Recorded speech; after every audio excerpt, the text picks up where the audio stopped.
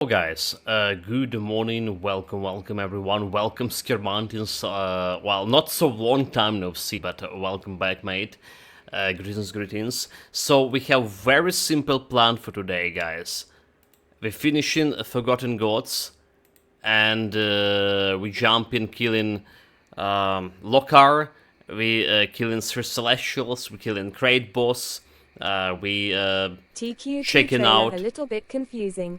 yeah, we're checking out the Shattered Realm performance and summarizing the build. That's basically all for today. Let's jump in. But first, we're starting with putting the components into my two slots or three slots that we left on my two rings and one boots. Schematic quest trailer a bit confusing. Yeah, I read what you say on the Discord. So about the Titan Quest, we watched the trailer, and that's why I say we didn't watch Titan Quest. We watched actually Diablo, because what I saw in Titan Quest 2, that's like exactly how Diablo 4 looks like. That's exactly how Titan Quest was looking like to me in that trailer, apart from a scenery. So it's basically Diablo in Titan Quest universe. At least that's what it looked to me like. Uh-huh. Alright, chat, let's start doing the stuff. Crafting and all other shenanigans. So what we do? First we're gonna put those items that we left here in the storage. Alright.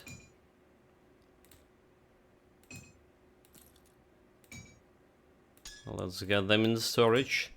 Sort them nicely.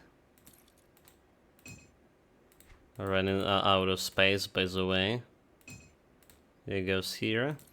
I don't care about that Corruptor mask. Is it Corruptor mask? I'll hold on to that. It's this Corruptor mask. Come see what's left of my wares. So we don't care about that. So a little bit left of the DLC, and like I say, celestial boss fight and all of that. Titan quest areas from first game are recreated with new graphics, but that enemy at the end of trailer WTF, is that like Seahorse IDK? How to explain? The boss you mean? It may be Kirin, or I don't know. They didn't show like any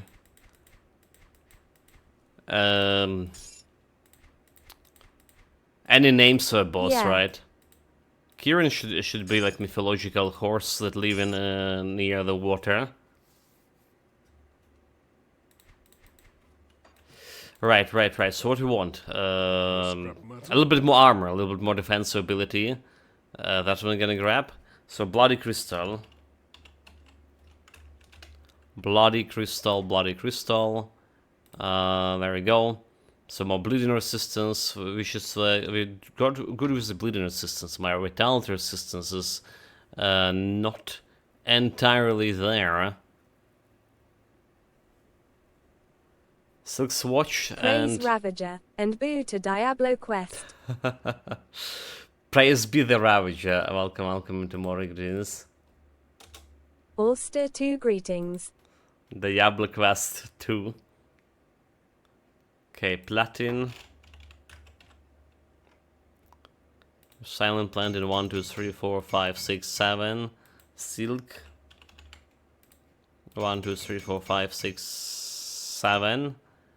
And Funk, right? Hollow Funk. 1, 2, 3, 4, 5, 6, 7, 8. We have actually 2 millions gold here, all of a sudden. So body crystals Best have viewers to. on asterisk. Got banned right away. And here we go. So 40 defense ability, 75 armor. So hopefully, we're not doing very well on armor rating over here. Not at all. Get it almost like to 2k, but armor absorption 92. However, we have like 3400 health, almost 35. So that's gonna mitigate at least some, right? At least some of this. and we can get even more health, or I can craft another spell Scorched Platin over here for piercing elemental resistances. I think it's another spell Scorch Armor, so getting that elemental resistance, and I'm gonna put like some Vitality Resistance powder on myself as well, to compensate for all of this. We still need the powder. How are we doing on... Killed out there. Yeah, Bismal Cult almost revered. Almost, so we need that for a powder. Alright. Vitality like 6. Yeah, alright, so Spell Scorch Platin. This will be like super expensive. So Spell Scorch Platin, normal platin, and 4 rune stones. 4 normal platins, 2, 3, 4. Rune stones, meaning we need... I think that boss is Hippocampus. Hippocampus? Is this have the Kirin? The Kirin is like more like from Japanese mythology, is it or not? I already forgot all the stuff.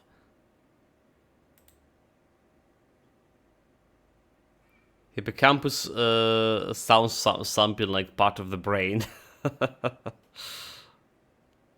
instance, we need a word stone, and we need 4x3, we need 12. 1, 2, 3, 4, 5, 6, 7, 8, 9, 10, 11, 12. Rune stones. 4 of this. And Spell Scorch Planting, another 1. Those elemental resistances. There we go, there we go. They're like super expensive craft. Where did I put it? So this goes in the boots. 3500 health, 35k health, so to say. And resistances wise, wait, lightning resistance just enough. Is the resistance enough for now? Hippocampus is Greek mythical seahorse. Looks like Pegasus. Don't get Okay. killed out there. This could be. I'll keep No it idea, never heard about him. So we need vitality resistance, right? Flying seahorse rolling on the floor laughing, rolling on the floor laughing. Flying seahorse. Wait, so this was vitality, right? This vitality. So we put in like a lightning resistance over here. Instead of lightning resistance, we put in vitality over here. So vitality went to 18. Alright, lightning resistance 79. Good to fight, just enough to find the It's safe with me. Mogodran.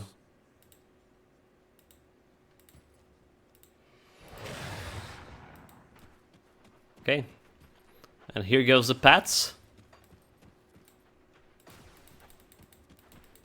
We're good to go, chat. We're ready to finish this. So last crafting done. Just a little bit of area to clear.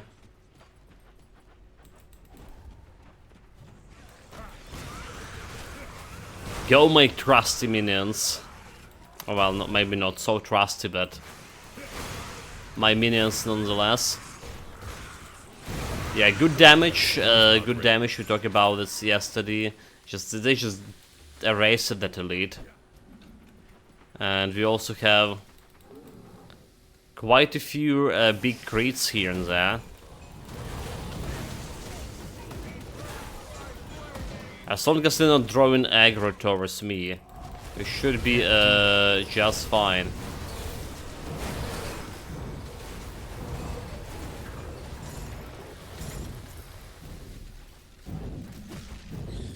Okay, this guy got blown up. Well, all of those guys got blown up. So what are you gonna say? Very satisfied with the build. I'm gonna repeat myself again. As much as needed, like to sunk in.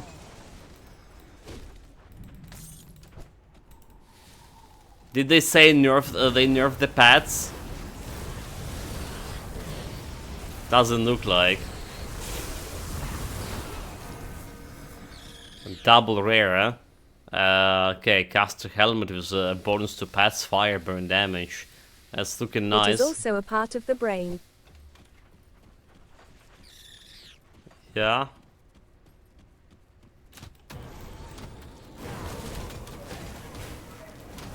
It did sound like I say, at least like some.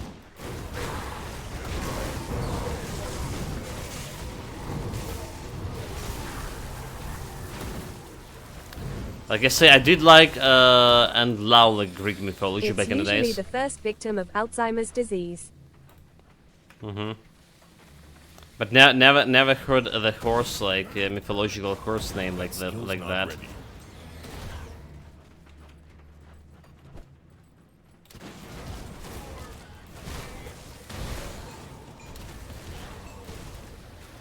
Short-term memory loss and disorientation are included among the early symptoms. Fuck. Oh. Fuck. Wait. Fuck, mate. Stop it. Stop it. That skill's not ready. LUL.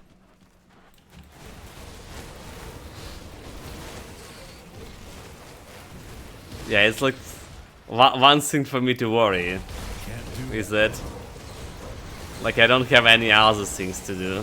Well, it's fine. I'm gonna forget about it soon. We're good. We're good. Did I just got the boots?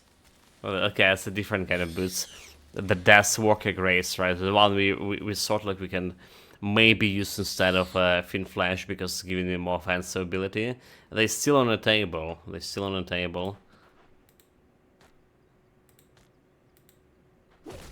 Hopefully we have enough offensive to fight Celestials with some consistent crits.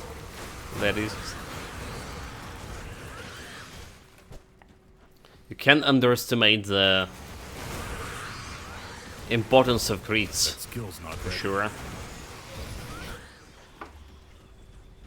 Like most of the damage is actually coming from crits. So it would be really cool if a Grim Dawn could estimate the actual DPS with including crit chance, you know, like the last epoch doing.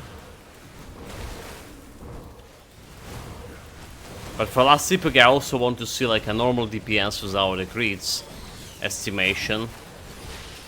It's like, so I do want to see those two stats. Well, like I say, it is estimation for both of them, but could be useful. Could be useful.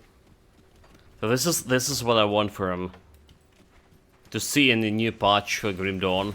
Estimation for damage, for DPS, using the crits, and extensive pad tabs. Like, you know, we need way more information for pad tab than we currently have. Like, at least I want to see the numerical values of the offensive and defensive abilities. Alright. Then I want to see a DPS, estimated DPS every pet can do.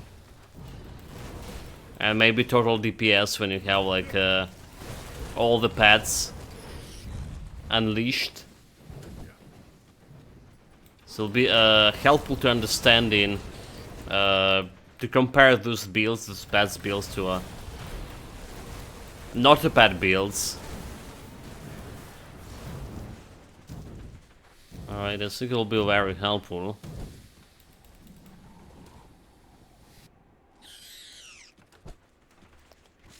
Okay, this guy.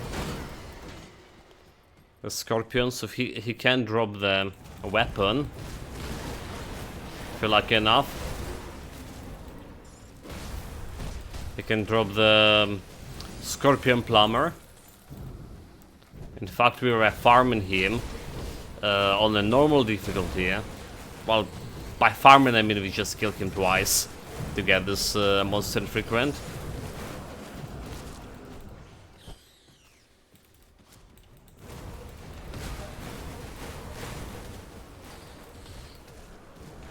Come on, like, oh my god, I'm pressing like attack this this thing, pressing using my pad command, and they were literally ignoring me. I can't do They were that. literally ignoring the command.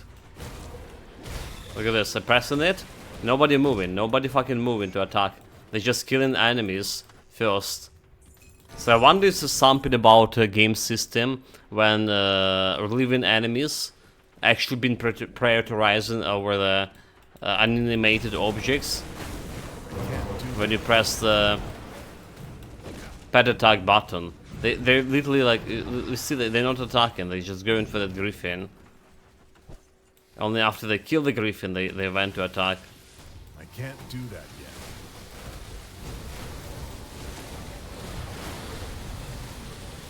Yeah, quite strange. So what do you do? Storm charge with alacrity, and that's not what we want. That's not what we want. Okay, one quest done. There's gonna be like what, attribute point for me?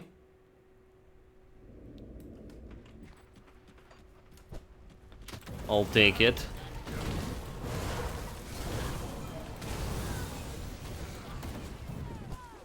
$300k crit.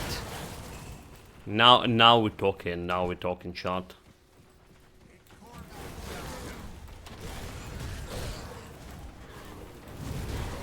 That skill's not ready. So yesterday we got my final companion in Greedfall.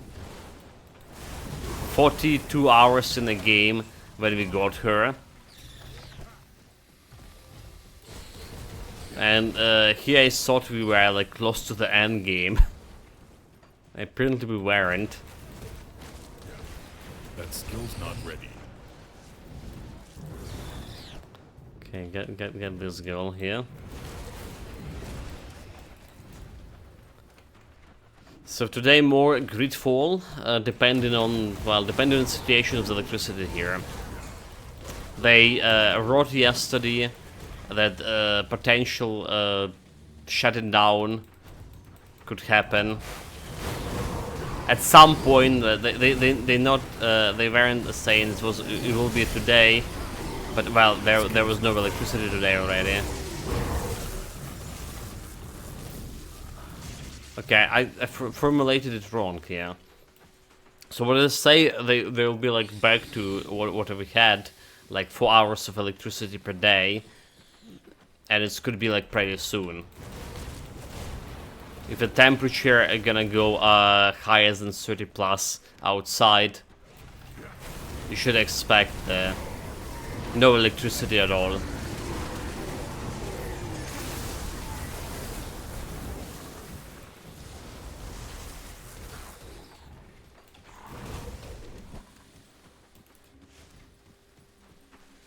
Revert to the cult of Bismal. Okay. So there's another thing that we needed. Alright, some powder for my weapon.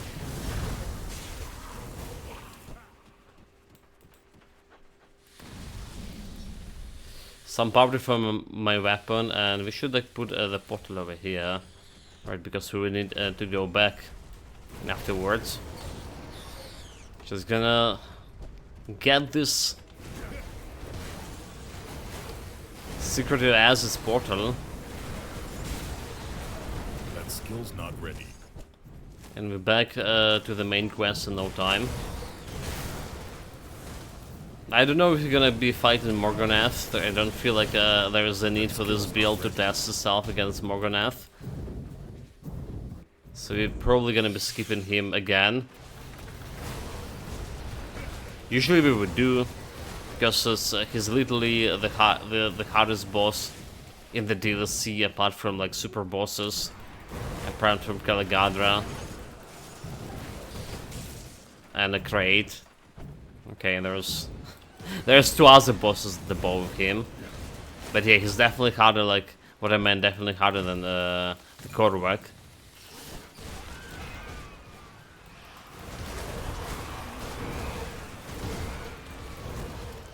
Alright, I feel like this build should be dealing with him no problem. Okay, so let's go back to the Bismal Cult, get my powders, get this whole finishing touches to the build. I mean, this is like last day we're playing for it. Alright, this is last day we're playing this build. If nothing go awry, that is. Speak to see anything Like you electricity shortage and stuff. Okay, don't care about this one, it's double rare. So I gonna put that into storage. Don't care about this Korvac one. is not hard. He does not heal up when you die, so you simply die him to death. Well, I mean, I didn't even know about that. I know where the last time I actually died in a Korvac. Was it actually? Maybe there was like actually something recent. Okay, never mind. Maybe there was something recent. I beat him at level 17 or so. Yeah. Good job, mate. Well, he was also like Okay, not the highest did level, not right? die. So there it is what we want. Bismal control over the Beast Calling, right? So what we're losing? We're losing some defensive ability for my pets and 5% to health. This is giving me more critical to pets, which is pretty good, and more damage overall. Yeah. Well, more health for myself too. Nothing to sneeze at. Let's get this one. Just in case the Put powders. to good use. Okay, so here we go.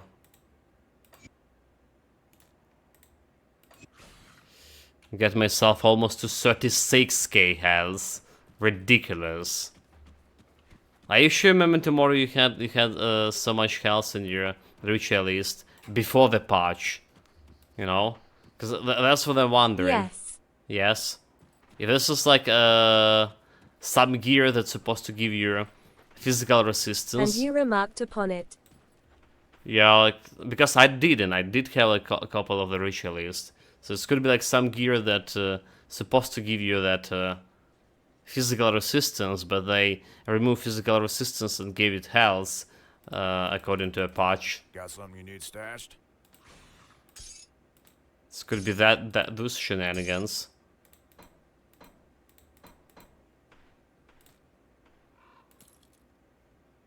Alright, I'm out of space here. Out of space. So we can use this chest for all of this loot. Don't have that money. I'll hold on to that for you. And we're done here. So there is some powder for rings we can do, but I'm pretty content with my offensive ability over here. At attack speed, so we're gonna be keeping this offensive ability for now. Unless there is really we would need really something else, like some resistances or whatnot. Right, like some bleeding resistance for my pets. It could be improved. That skill's not ready. Especially if you want to fight the Ravager.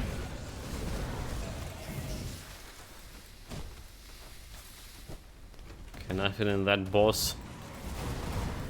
Nothing to loot from him.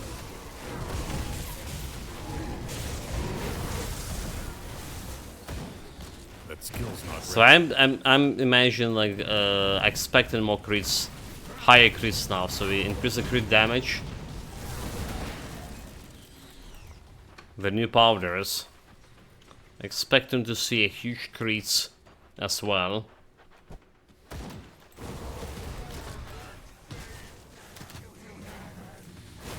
$90k. Okay, that was over 300k. That skill's not ready. That's already a lot.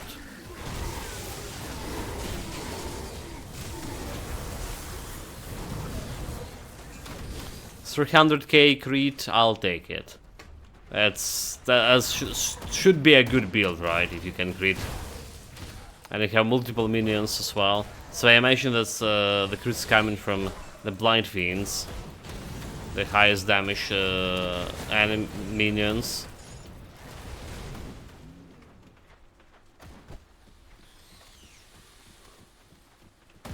I'm like feeling sleepy, I don't know why. Have plenty of time to sleep. There was some air alarm I can't do that yet. during the night that wasn't lasting that long. Generally feeling like, you know, tired. It's not much of sleepy, but, well, tired. Was doing some cleaning before the stream. Like, whole flat cleaning. But I can't imagine it would have like tired me like this.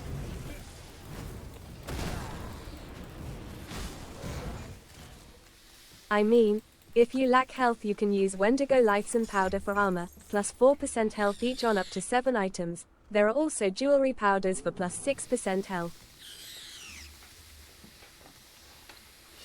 Yeah, we're good on that, I mean. 36k almost health. I don't think we're lacking on health department here. Yeah. I'm usually content with like something 15, 18k. So if you have 15, 18, that's pretty good for me. That's like pretty good usually.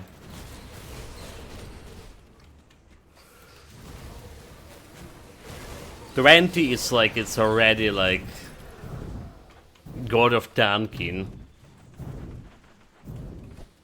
So the 6k, That well, skill's not ready. this is something new.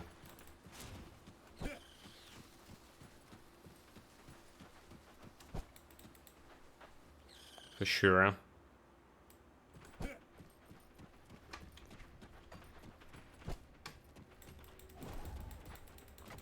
Okay, summon more fiends. They're still doing like staying in the lava here, it's like doing so much damage to me. Yeah. That skill's not ready. You can underestimate the power of lava. Do we need to go all the way back? But it's just... You should probably go and turn in a quest here.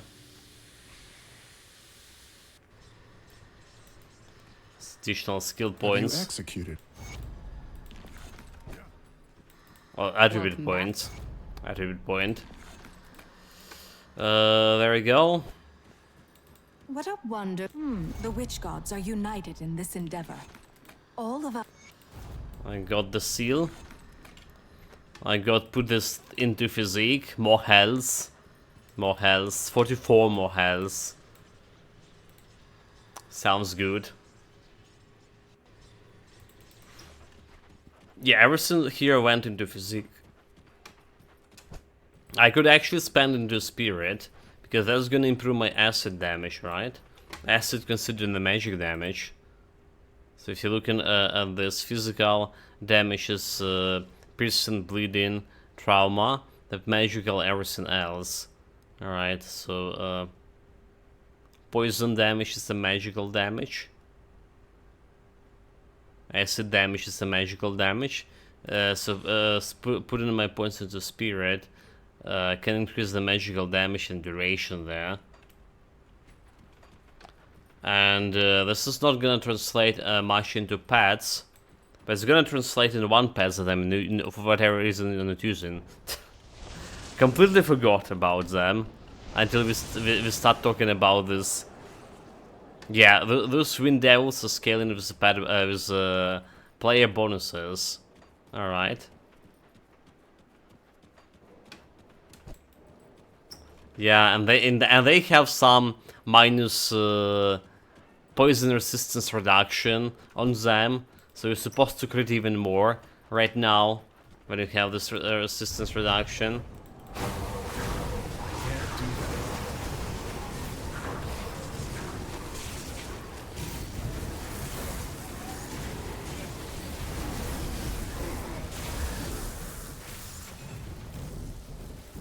It's really hard to remember everything. Speaking of remembering, we're also supposed to use the potion over here. Elixir of Moggerneth, so like more speed and more health to my pets. Was it health or damage? Speed and health. And more tanky. They're killing everything faster as well. The potion are lasting for 900 seconds, I would say. So it also have a very lasting effect. That skill's not ready. But just like this, everything is erased, Skill's not ready. removed from this reality. Yeah?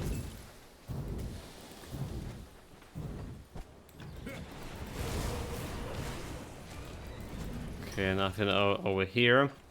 There is a dangerous domain behind That skill's not this passage.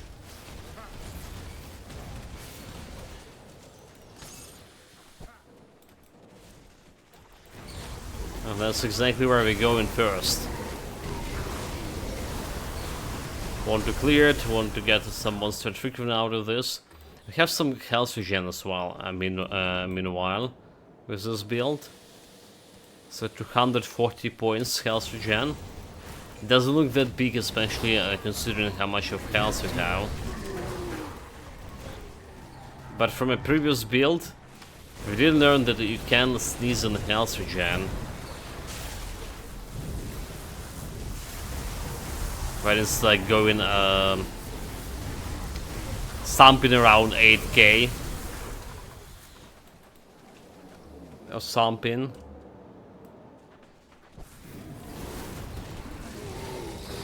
Okay, remember this area. There will be like a lot of occultists.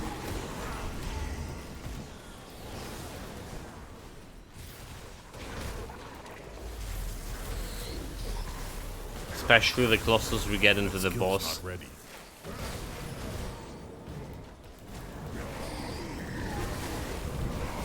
The pets protect me. Taking damage.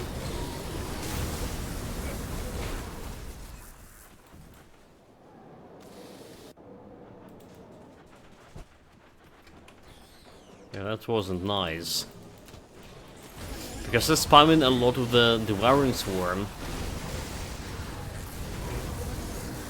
I still didn't aggro from my Blind Fiend. Blight Fiends. That skill's Well, they may be blind as well. Who knows?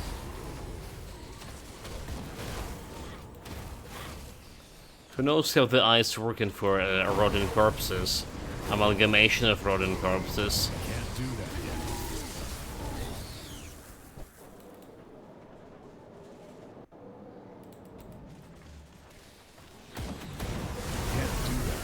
Okay, more Blind Fiend, Blind... Bloody hell. I start calling them Blind Fiends.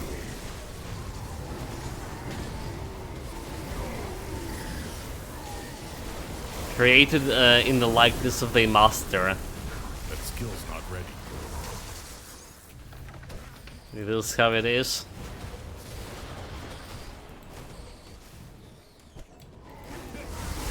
That skill's not ready. Okay, Primal Spirit. Here we go. Don't forget to call those Blight Fiends on cooldown.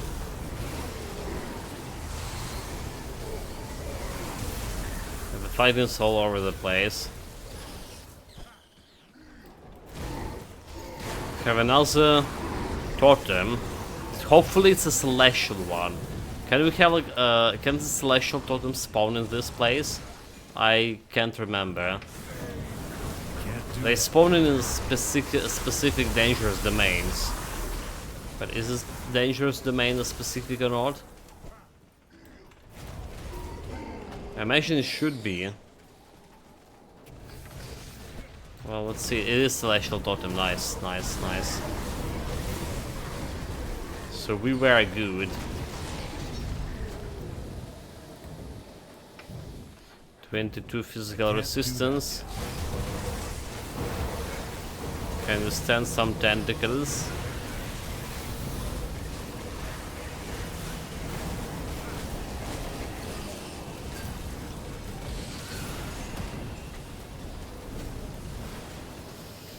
I didn't got a shield out of this. Right, then the night shard. Unfortunately.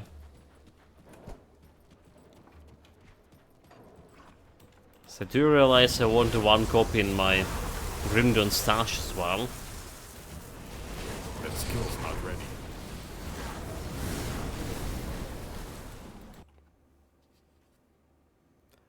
Give me a moment, guys. Just a moment. Be back right away.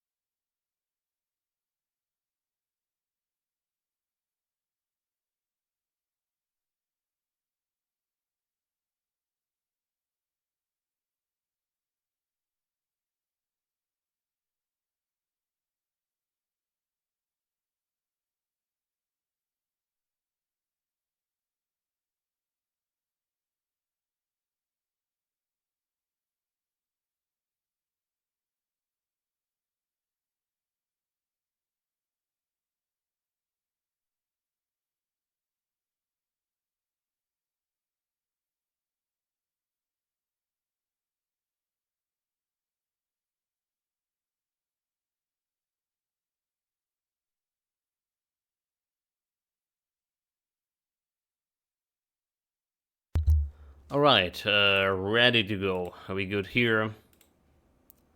Jumping in back, still in this dangerous domain. A treacherous domain. Well, okay, yeah, it's not so dangerous. Or maybe it is, because I'm here now. And I'm a danger.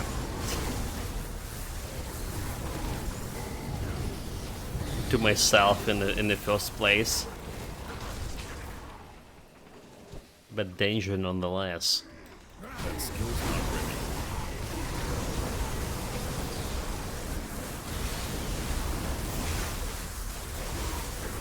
Yeah, it's this fight's like all over the place, so we're not creating we're not actually hitting much of the areas here. I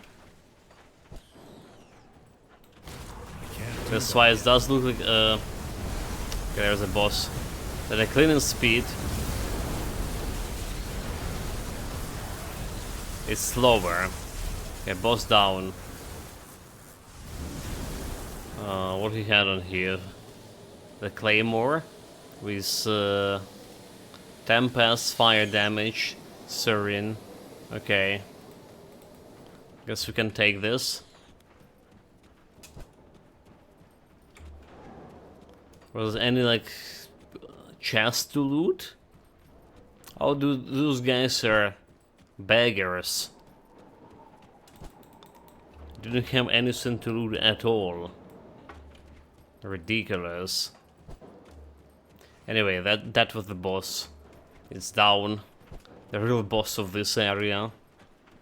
Moving on.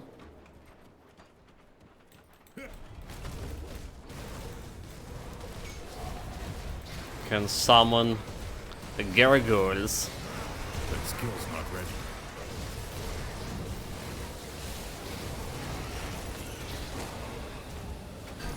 Double rare.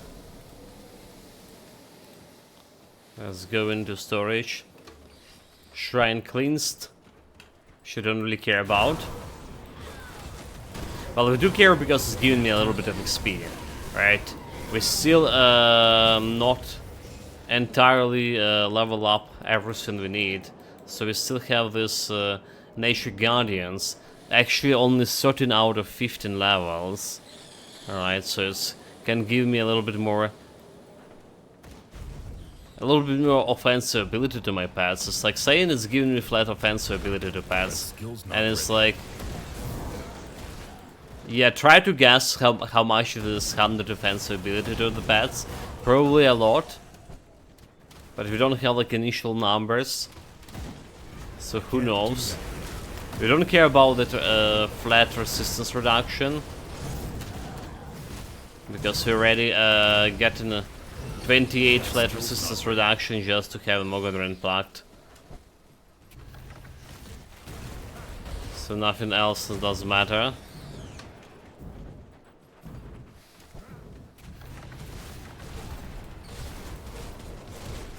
Okay, kill those boys. 317k crit. I do not know. That skill's not ready. He didn't know who I am, but he still attacked me. What a fool. And so, I will answer what I can. Never mind about that, but do something about barrier. Alright. So we get this skill point. More skill point, which is gonna go into Spectral Binding. And we're actually gonna get this 36k health and a little bit more. More health, more health. Go them, boys. Must not enter, but I did. And you couldn't stop me. Foolish Guardian. Yes, like you see the cleaning speed for this part of the game. Alright, which is most people are gonna do. And stop on it. Extremely good, extremely good. We are in no danger at all. In fact, this probably should have been a zero death build. The problem is I did die early on, very early on, right when we got accidentally hit by poison damage while having minus 50 poison resistance. Right early on ultimate difficulty. That was a carelessness on my part. Totally could have avoided that death. But I didn't. So player mistakes. Don't blame the build, chat. Don't blame the build. The build is itself performing very well. Well, okay, so again, I'm jumping ahead of me because we still have some tests to run for this. We already know it will be behaving pretty good in Shattered Realm, at least in tier 65, because we ran it yesterday to get all those like 3 skill points and add 1 attribute point. That we did. But yeah, Celestials is still under the scrutiny.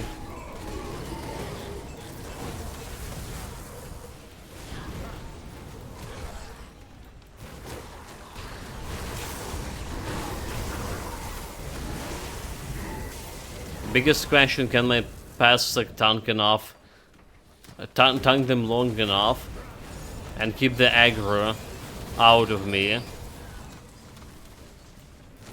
That's 2 big questions. Because if we can do that, we definitely will be able to kill with my current damage and resistance reductions.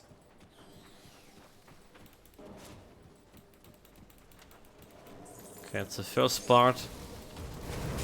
There's a fancy chest. I'll take the possession from that chest. I can't do that yet. Wishes was unfortunately very meager.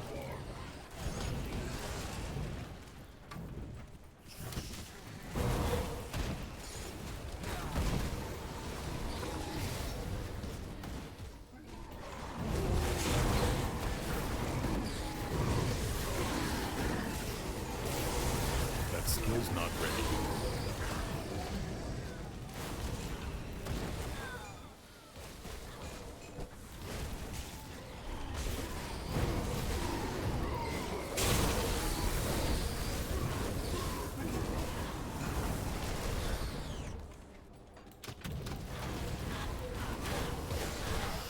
Anyway, moving on. Yeah, I'm cleaning like everything, but I can just like run past it with the same success.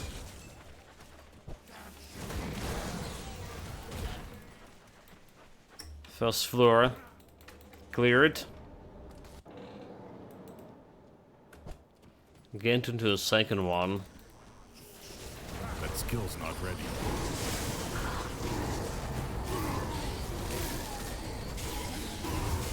And one more time about the plans after this.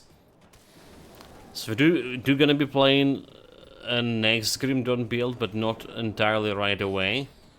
Right, we're gonna be jumping into Diablo, checking Diablo 4 new season. So here's the funny part, right? I don't know if I'm gonna be sticking with the Diablo season for getting my build to the fully completion there, or if I'm gonna get bored of it and just abandon it right away. I don't know how that's gonna work yet. Right, like I heard again and again that the previous season already was like really good for Diablo. It's completely different game from what I heard, but I still can, like, you know, dismiss the impression of the game I had up until this point. And to say the least, the impression wasn't very good. So I don't know if I would like the new season, and I don't know if I'm gonna be able to play it for too long. In any case, the Grim Dawn only gonna win from that, I guess.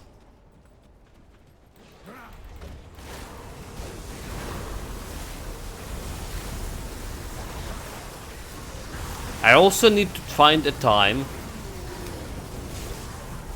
to get some new Titan Quest build. We are talking about this like for long. That's maybe it's time for my triumphant return to Titan Quest.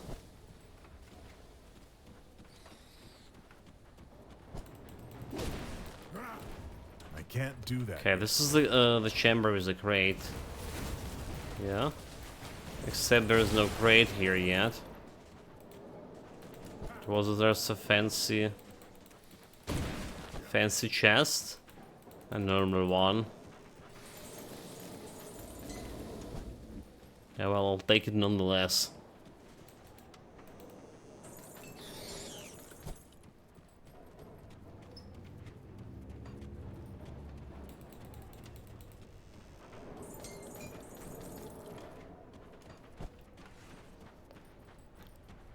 That skill's not ready.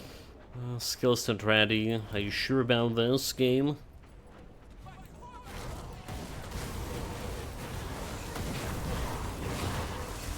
There's another totem. I can't do that. So let's get my spirit. Okay, can I press the button?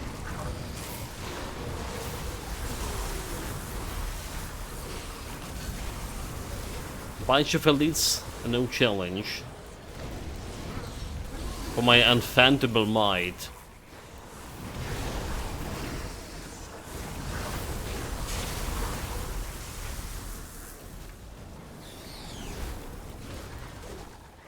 And we're done here. Okay, that's like quite a fast cleaning for the whole DLC. Well, we haven't done it yet. The Korvok's still left. Let's put a portal here, just in case. It's a good practice to do. It is too late. Turn back. That skill's not ready. Even if we know that we're not gonna be dying. Are we? As the no. Disappoint me, Kaiman. No way we dined here. Carmen always the disappointment. I can't believe like back in the days when I started Grim Dawn, this game was such a tough nut for me to crack. Like how many times I actually died on it, and there was also a hardcore character All these centuries, that we died on the game then.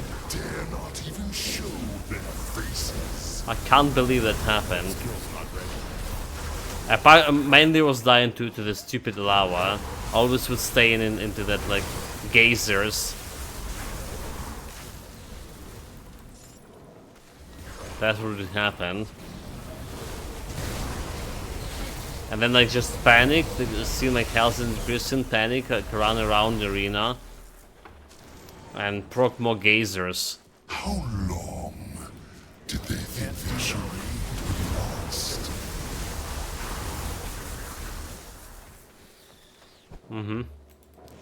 But just utter clown fiesta.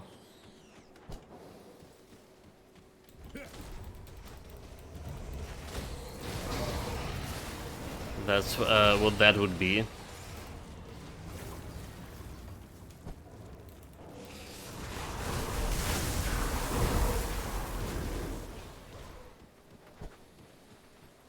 We got the fiend. That skill's not ready.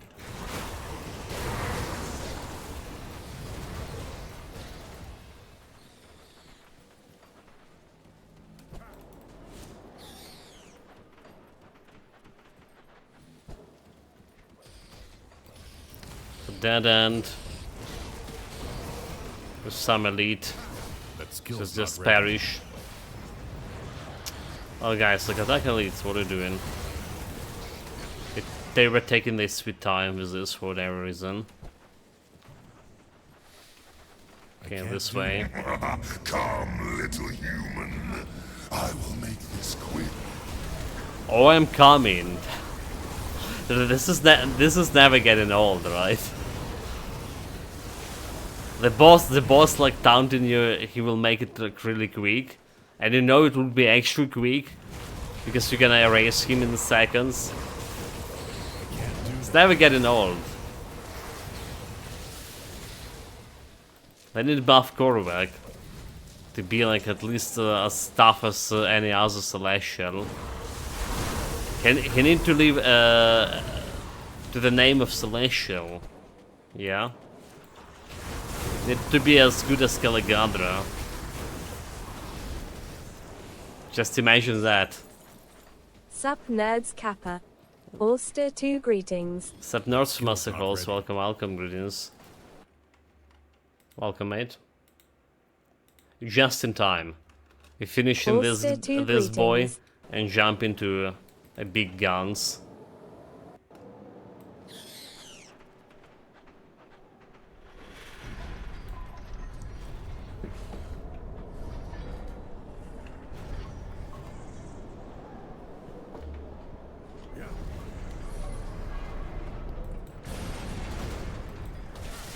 Go, my pads.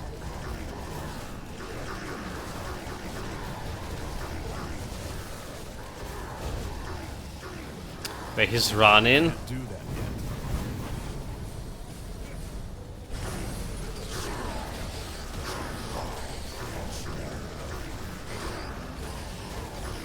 That skill's not ready. Yes, decrease his resistance as much as possible. An extension of my will. Extension of your wheel. Show me your wheel. I forgot to summon my boys here.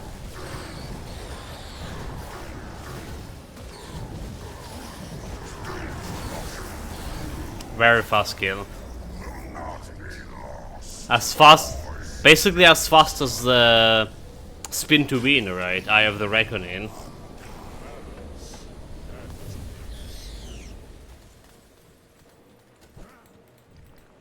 And there was no real danger to me whatsoever. Okay, Korvac, it was predictable. That's gonna happen. Wasn't never in danger facing him. The Pascals also like I don't believe the Pascals dropped down at all. So like the totem was doing its job.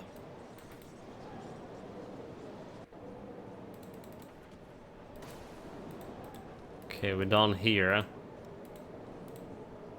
Next stop is Lokar. Yeah. Korvax, his cult has been crushed. Even Corvical Crush, also checking out the loot. Selling, or say the loot. All that we don't need. Okay, don't care about this one, don't care about this one. Let's go here randomly. Is this a boss sync? Okay, let's keep the boss sync. It's a double rare. Okay, about this one, we don't. It's normal one. Sold part of the set. Some pet bonuses. Sun the Geese of Protection.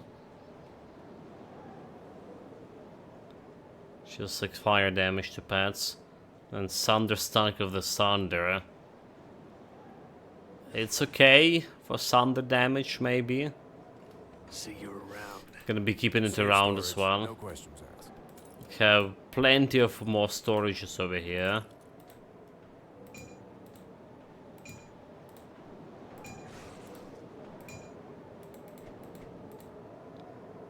Goes here, it goes here.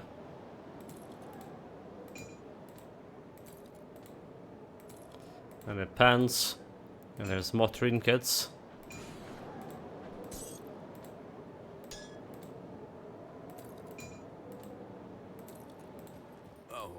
Oh my god, come on. Got something you need stashed?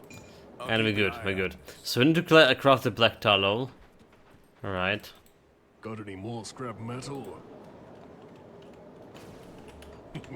Don't get killed Ah. out there. Press run buttons here, black tallow. So it's require restone.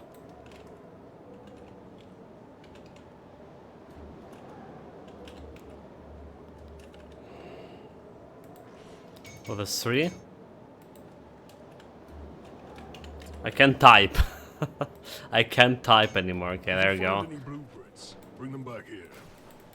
Get me a portal. What brings you to my forge?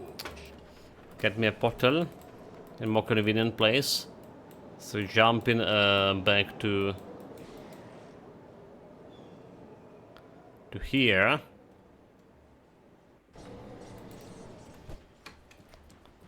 And let's craft that black heart.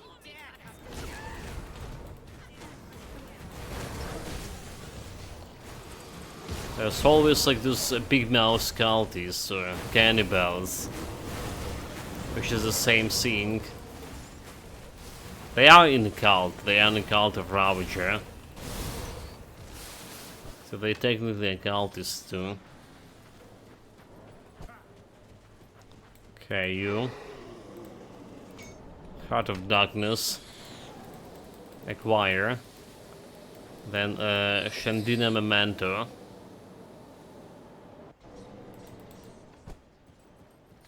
So, Acquired. Then we get in. Oh, then we need to escort a zombie, do we? Okay, we zombie and before the zombie, I want to jump into the Borrowhome Rift. Yeah. Let's go. Need to see to jump to a place where we found Eldrim. That skill's not written.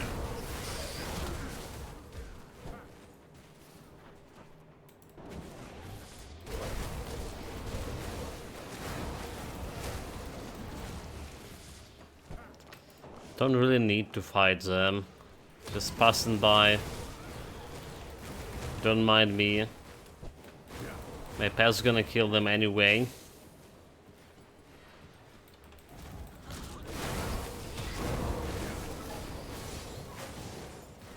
And as I lead down. Don't see any blue items or legendary on the map. Yeah, that's a cool thing about the a new and improved Grim Dawn. They show in the items on the map now. On the big and the mini map, there's like something useful dropped. This is not how it was always been. Sure, so that's a big improvement too. They even have the same system in Titan Quest nowadays, if I do remember correctly. So both of those systems gonna be happening at the same time, right when I can't do the that. DLC for Titan Quest was released. The last DLC. There we go. Mystical Storm Heart. Skill's not And we're done here. This is the fastest way to get out of this unending darkness.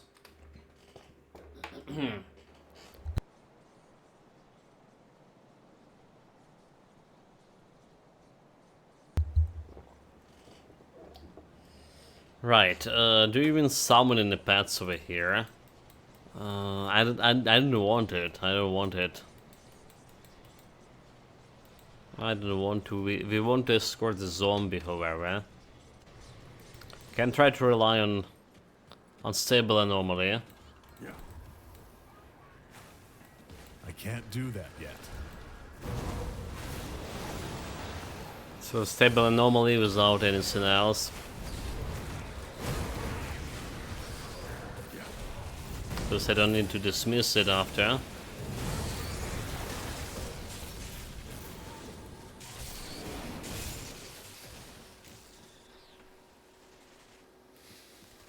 Okay, it's out. There's another one.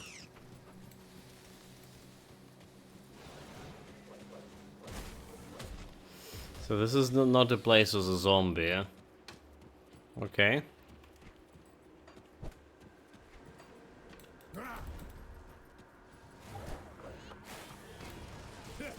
So we got some Unstable Anomalies here going.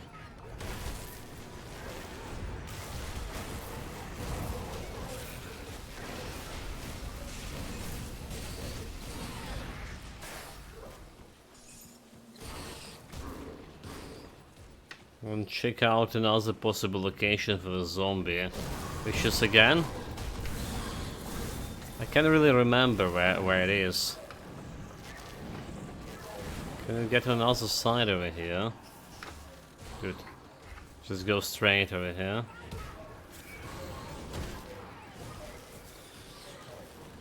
Do we have the blue guy? Oh, there it is. There it is. I can't do that yet. There's a blue guy. So let's clear the area. Oh, he's behind. He's behind.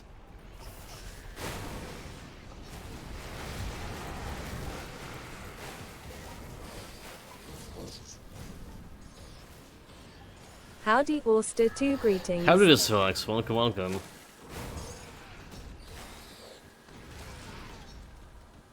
Okay, is the blue zombies running?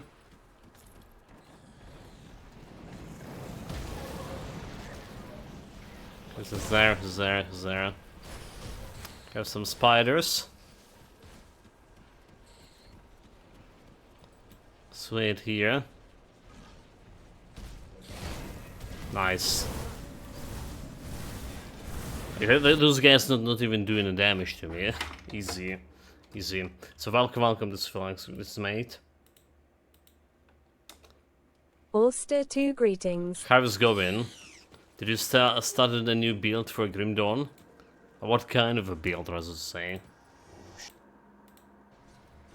Give the gifts. Okay, we can summon my guys here.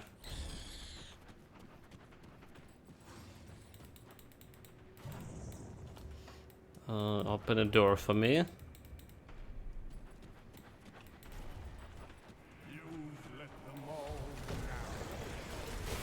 You let them all down. So I imagine like my guys are gonna destroy a locker right away. I should have technically go and check out the Troshalga. But we do know that it should be no problem. What I'm worried about my pet's survivability. Yeah, that's like good enough. That will be good enough with the totems.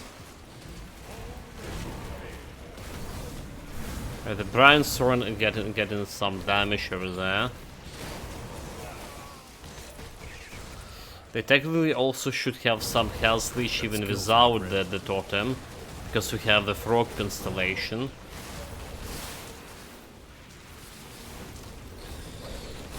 Was checking gamepad for grand. Don't let the Inquisitor know about this heresy. Okay. What a shocking confession.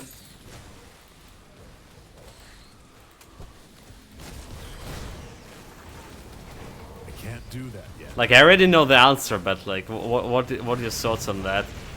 On the gamepad in Grim Dawn?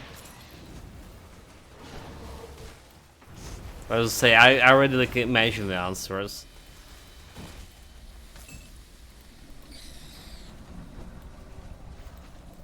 I can't do that yet. Is it even like doable?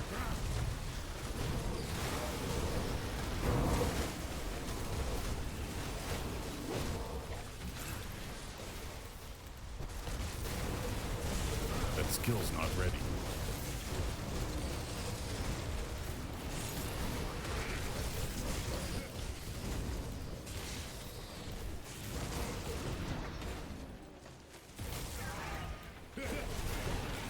Yeah, the Brian Sword's still getting damage. Just to all the AoE things around.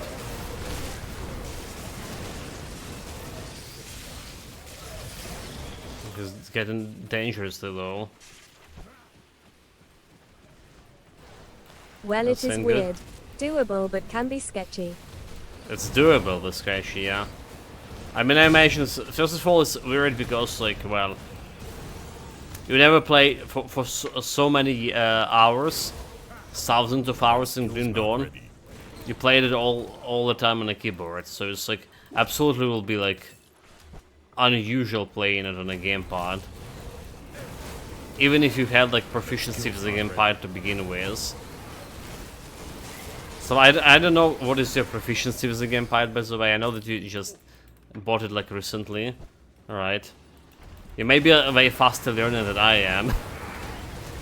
Because it's felt for me like so unusual playing with a gamepad, even after 200 or something hours playing the Elder Ring.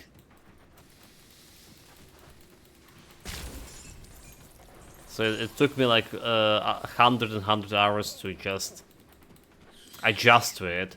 And still, if I play like Yakuza, for example, and we have like some karaoke mini game or whatnot, when you need to press like the buttons very fast, it will be confusing me so much.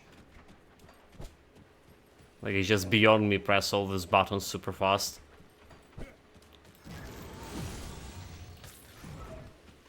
So yeah, like, I imagine for me, I don't think it'll be even playable. You can use a Guitar Hero controller or a game mat. Yeah. For Elder Ring, that is. Because that's what the people do. They're using all the kind of various kind of controllers, like driving wheel and stuff. Okay, this way. Only some console experience before. Yeah, I mean, my console experience was 8-bit dandy-like console back when I was a kid. You know, there was this, Super Mario Bros.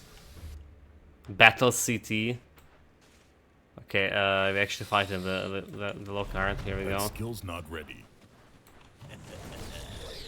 Or a Wii. I imagine Australian running in circles for 4 hours a day would turn him into Olympic material. That skill's not ready. Okay, it's hitting me pretty badly. I don't need to stay right in front of him, do I? That skill's not ready. Oh, he hit the Brainstorm. Okay, so that was the problem with Wait, bad are you using a survivability. game map right now? How do we know? skill's not Show a ready. feat at once.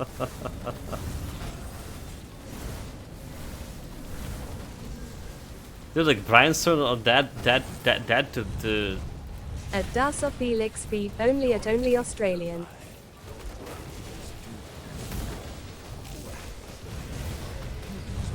Dude, like the locker was a more challenge than I was expecting.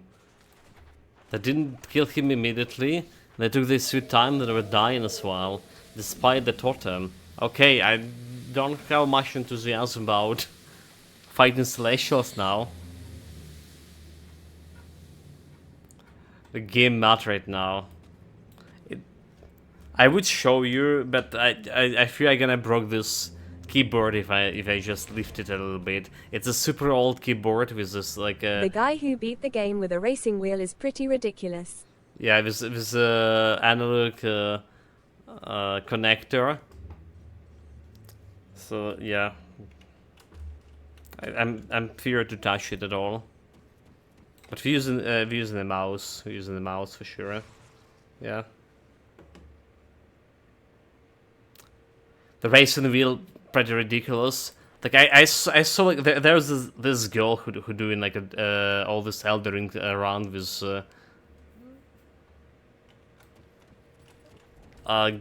dancing mat, you know. There's people who doing it blind. There was a bunch of like souls like runners who doing this like runs like one level, only stick or something, fully naked blind run. Like blind I mean with a blindfold.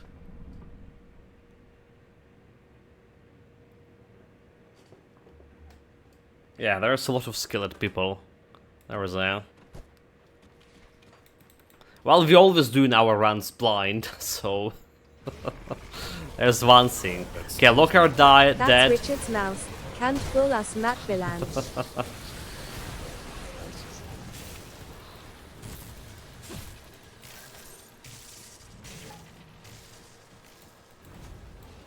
That skill's not ready.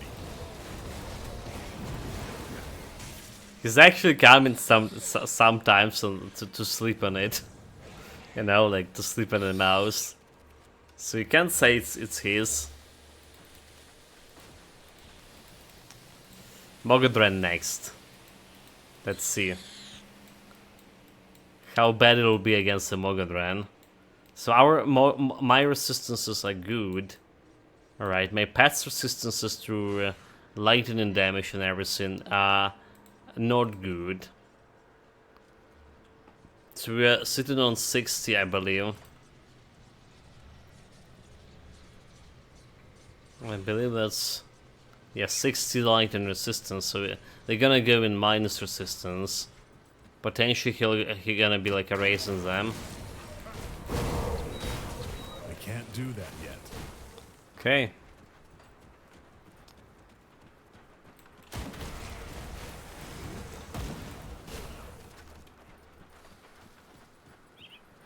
So this how it is, like fighting normal stuff, not a problem. If you saw like fighting Korvac, the health of the pets barely was even moving. Now I need to fight something with actually a lot of thunder damage. Like it was a Lokar. Can't do that yet. My pets were barely alive. The good thing I summon the Blind Fiend every 3 seconds. So at least we'll have like some cheap damage here and there. That skill's not ready. Okay, I know what else like we're missing. We're missing Wind Devils again. So that's another thing that mistakes were made. And we're getting the potion as well. Yeah, for that guy without Wind Devils, Not ready. which is another minus 15 to They poison resistance. Poison acid. When I got hit by Wind Devil. So we have the conduit of Wild Whispers, minus 15 poison acid resistances to Wind Devils. That's what we have here. Okay, Megadren right there. Again, can't remember what kind of resistance to the poison acid the guy has. Let's take a look at it. Let's take a look at it.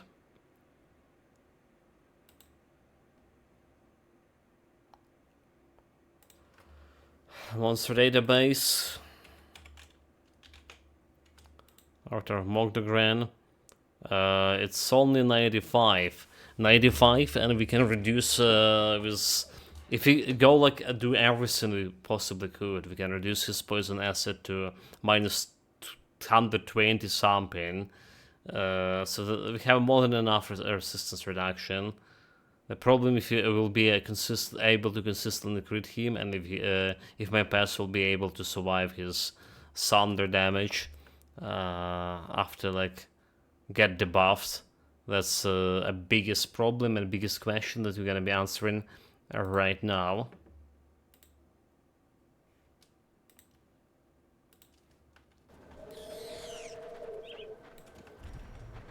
That skill's not ready. Like run buttons. Have you come? Okay, I got. Perhaps. Nobody talk to me. Miss Gandlin attack.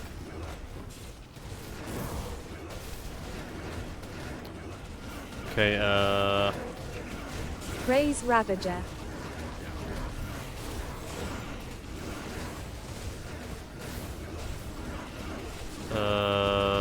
they're doing okay for now. He didn't done like any We can't do that yet. any bad stuff. Well, what? They're still tanking it. That skill's not ready.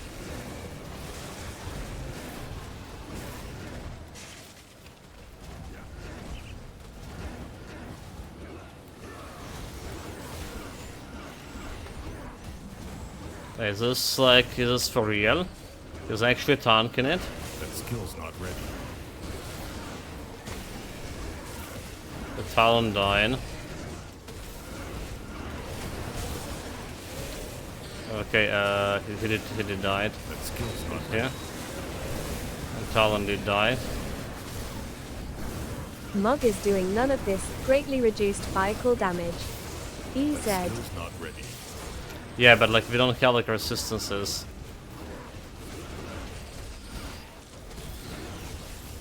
Well, that's just the lightning resistance on my pass.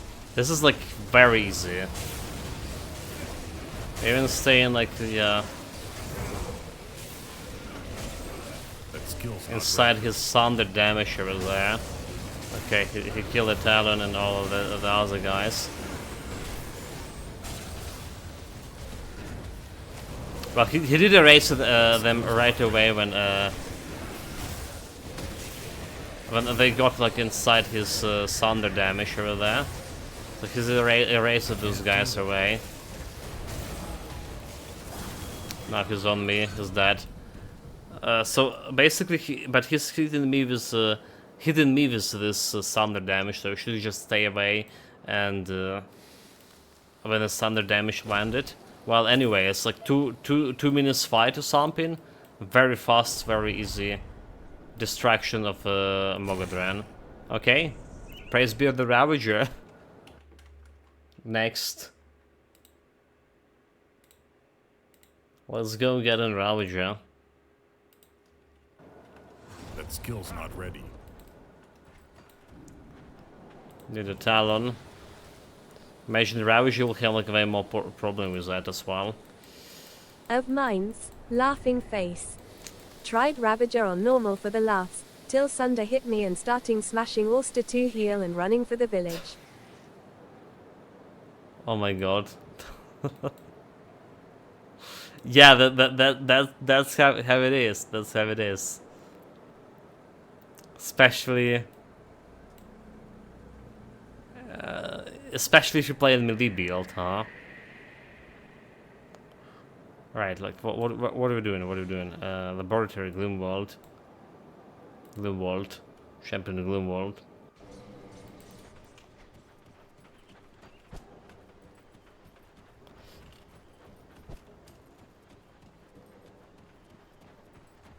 So expecting way more problem with this. Alright, Ravagers.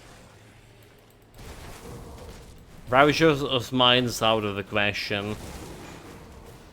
This is always Ravage of face tank. The one that bold and dangerous.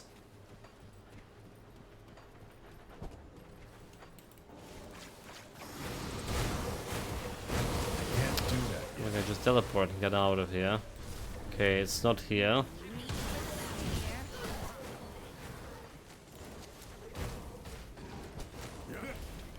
Just periodically summon my boys here and there. I can't do that yet. Okay, double check, nothing on the minimap, nothing on the big map.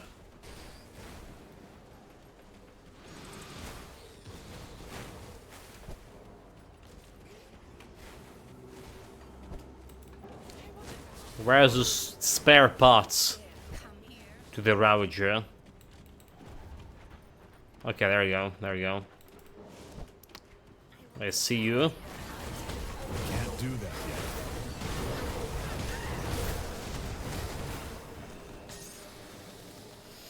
One spare part acquired. The next one.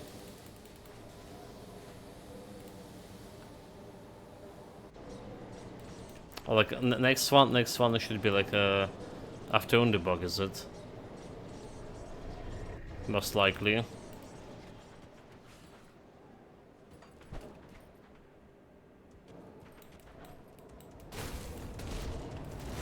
Or the Covent. Let's jump on the Covent.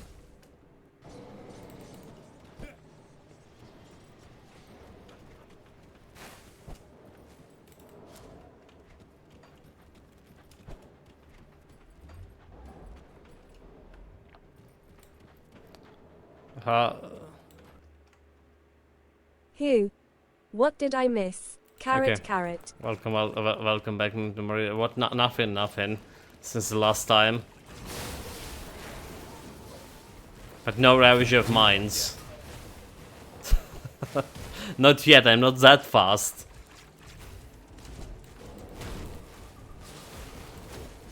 Trying to collect the spare parts. Still. What? Pathetic. Pathetic. And That worthy. skill's not ready. There you go. I mean, maybe I would kill him if I had a spare parts already prepared. But it's like, you know, the question of traveling around the area, collecting those. Okay, and the Borholm. So the guys should be like somewhere close by.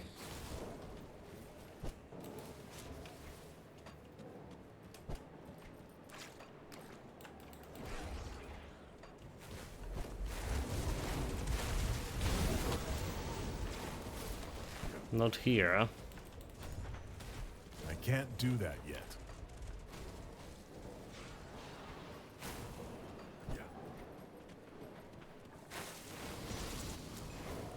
Okay, doesn't look is here either.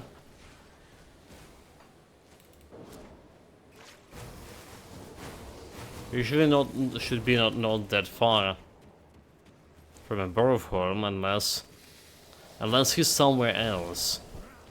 And I don't want to look him as somewhere else.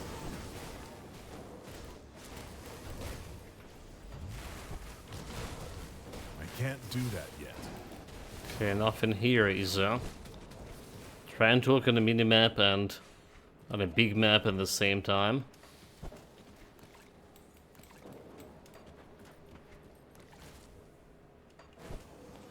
No dice. So it doesn't mean he's like He's actually over here. I think this is like some legitimate spawning points as well. That skill's Not spawning that often for me there, but could it be? Could that be the case? Okay, he's not here.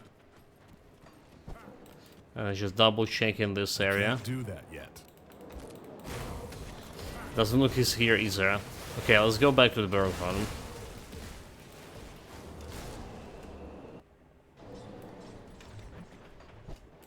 Then I can see we can find him here or not. Like, I do remember him being like spawning in that area once or twice. That skill's not We ready. should check the map. So looking for Olive's heart.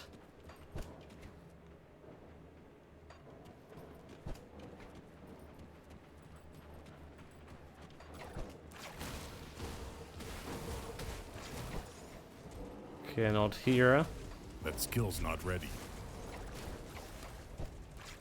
Wait, we're looking for Olive's heart. Is this the guy? You are totally wrong. Alright, alright.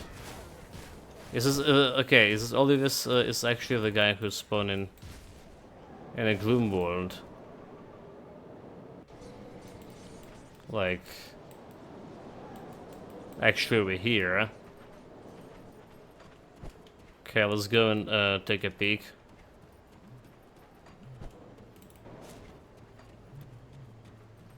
There are no hearts at Barrowhome. One is in Gloomwold, 2 are in Agenbog. Okay. I did remember, like, killing him there. But, you know, you can't trust my memory. That's a thing. It's not always very trustworthy.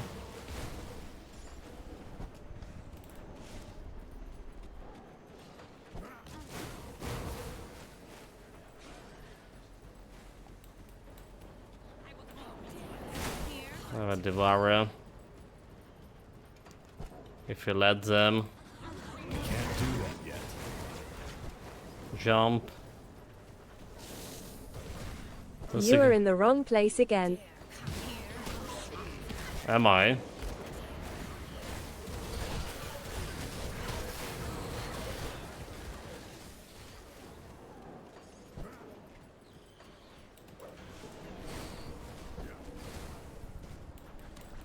Like, oh, okay, this place over here, Southern part, not northern part.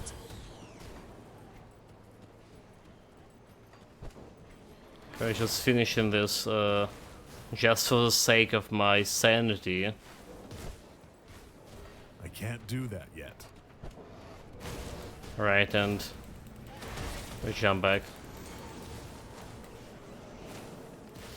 On the book.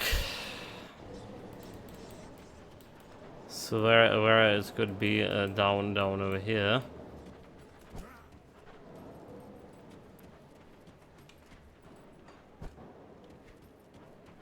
Potentially. That skill's not ready. I hate looking. Okay, there we go. There we go. I really hate looking for those cards. I can't do that yet. I should just hand them over. Normal way.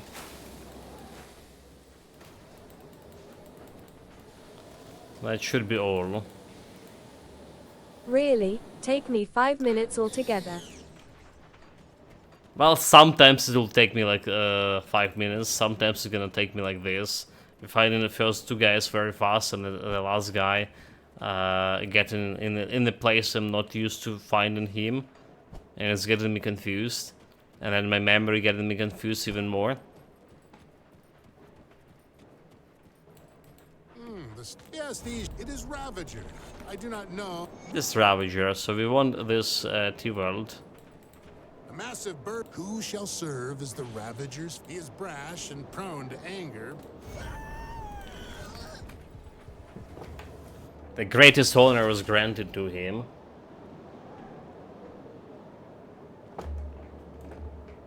Okay, Ravager. Ravager, let's look at the beast in our browser. So Ravager of flesh, and we're looking here at 95 again, 95 poisonous acid resistance. What I'm interested in is his damage reduction, 25%, right? Resistance reduction 25, and minus 12 physical resistance reduction. So basically my pets will not have like no physical resistance at all fighting him. And we're dealing with a stats like this. Physical resistance is... yeah, bleeding Why resistance are not you good. checking Ravager of Flesh like a noob? Why would I? Physical 20%, but physical 20% is only because we have this guy active. So the moment our brainstorm died, It's the weakest one. well, that's the one that's A pushover. that's the one that we just summoned, accidentally or not. Not a challenge. What is this little thing that stands? You not impressed me. This guy didn't attack, right? That skill's not ready. I will come back later when you are fighting real enemies. Laughing face. Well, we're getting my ass handed over here. Real enemies or not. So, like, the big guys are down.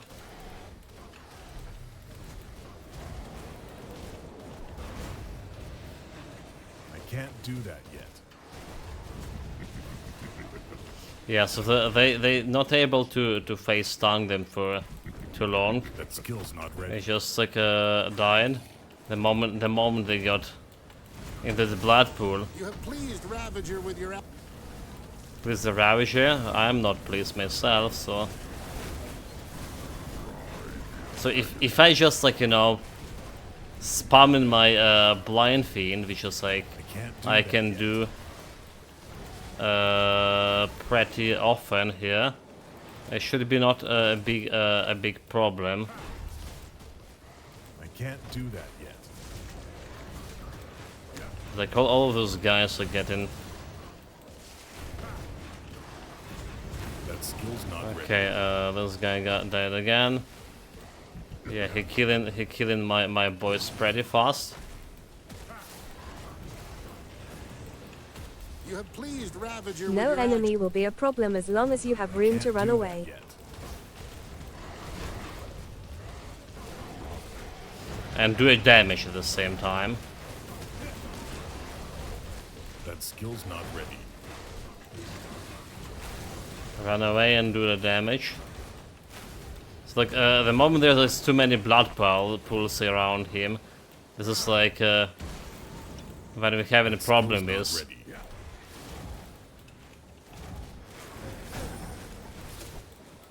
Okay. Don't want to die here. Not Pets ready. do damage in any case. It might take an hour, but it will eventually work. No, those guys are healing themselves, mate. I can't Even do if the hour is not guaranteed to work, unless you need to have like more damage than they're healing themselves for. Not at the rate pets should do damage.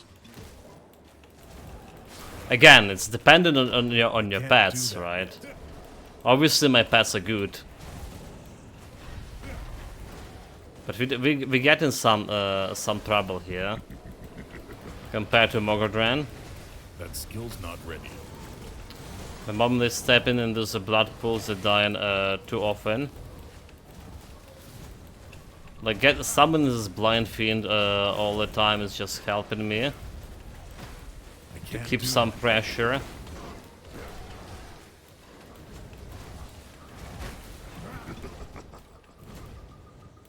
I can't do that yet. Brian Soren.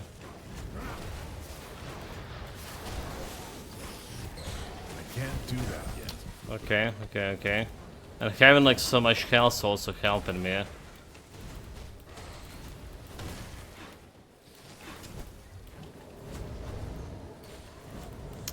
But yeah, it's like took a sweet time.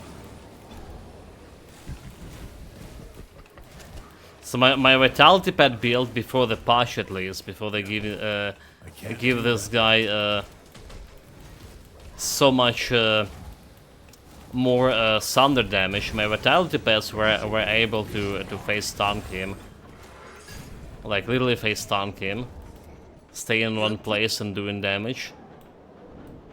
Ravager was kind of problem. Took us what 5 minutes to heal, if anything. Okay, also then also think about Ravager, we didn't had... I forgot about my Elixir of Mogadren again. So it's like run out of cooldown. Ravager banished. Still was faster than normal range build to play it, like... Maybe even faster than Easy Raid build. Maybe.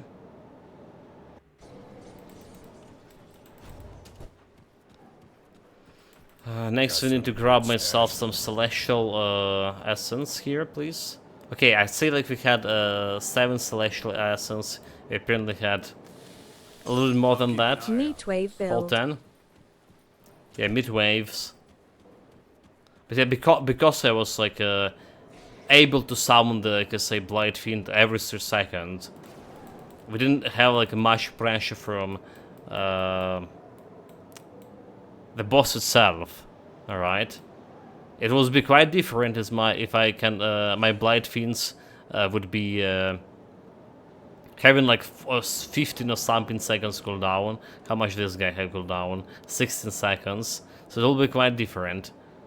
All right, they would be dying fast, and I would be like kiting myself, resummon them, and it will be take like a way longer time than this.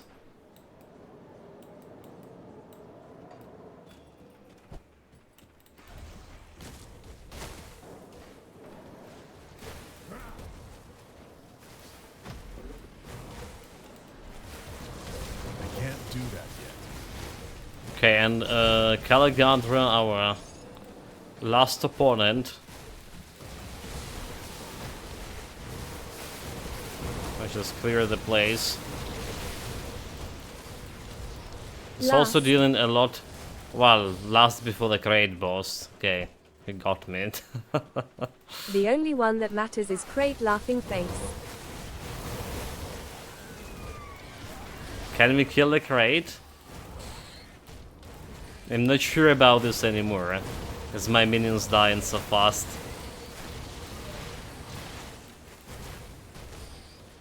We at least can attempt.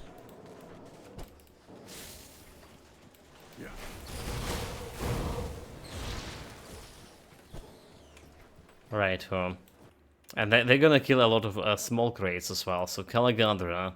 Sure. Killing Crate is not the problem. The problem is that you have pretty much nowhere to run after a while. Caligandra same 95 poison resistance, so we good. He does piercing physical damage. Alright, so my pets have only 20 physical resistance when the brains run alive. Piercing resistance we should be good. Bleeding resistance we're not good at that much, and that's reducing target defense ability, so gonna be critting a lot, but he can't reduce any resistances overall. That's to summarize the Caligandra. I can't do that yet.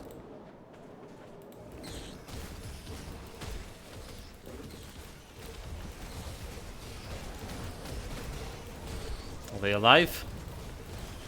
Okay, they tanking him for now.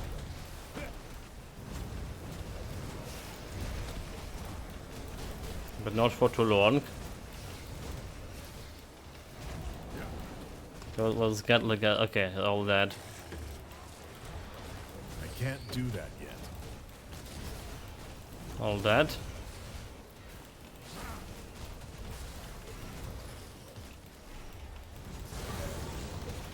The cat is fancy. That's Golden Suns. Can't do that yet.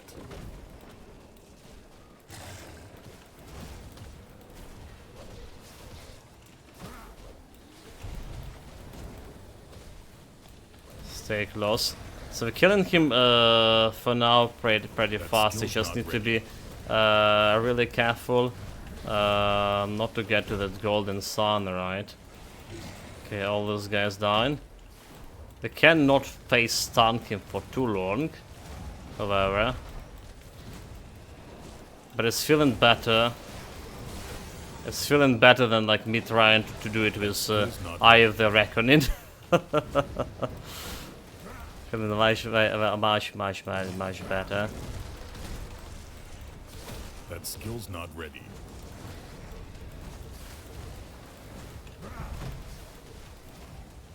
Don't have a talon, don't have the dog.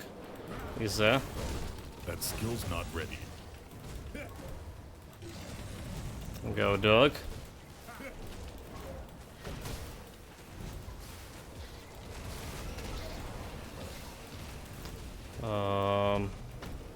Too much bad stuff around.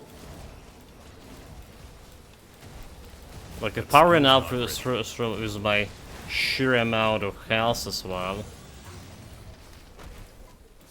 Dog, cats, and all these raptors. Come here, boys.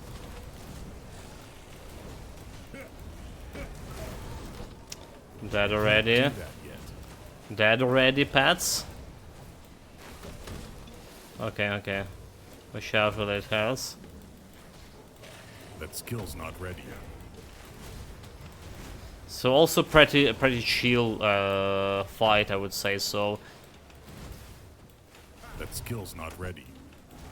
Well, relatively speaking, chill. Still I need like to press a lot of different buttons over there. Okay, let's get away from the suns. I can't do that yet.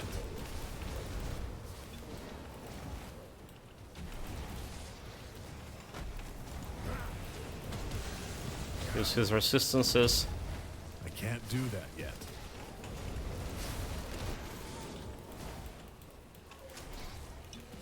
Watch out the health.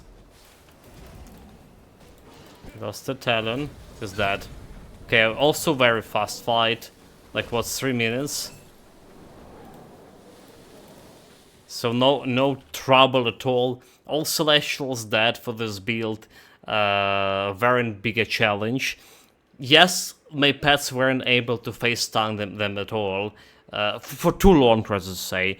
They were tanking Mogodran quite long, and they were able to tank the Caligandra for decent amount of time. Ravage is the what we had the most problem with, but because I can resummon my Blight Fiend again and again and again, this was constant pressure on the boss, and the Blight Fiend are gonna steal aggro from me constantly. I would say good. I would say that's good. Easy way bosses and 36k health does help, like just to survive. So they didn't drop me like more than half of my health, like just any of the attacks. Okay, great boss next. The biggest question as of today. Can we do it? Can the great boss be defeated with this setup? I'm worrying about my guys creating too many small crates.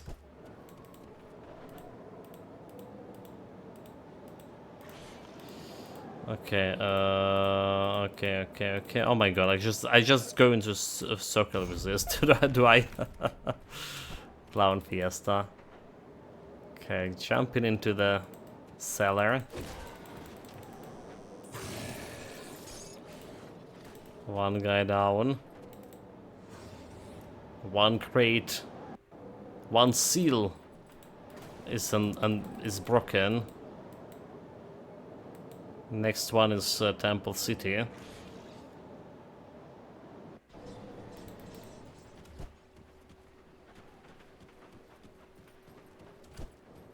Also because I was like running around like headless chicken and pressing all this button to summon my Blight Fiend, and more Blight Fiends.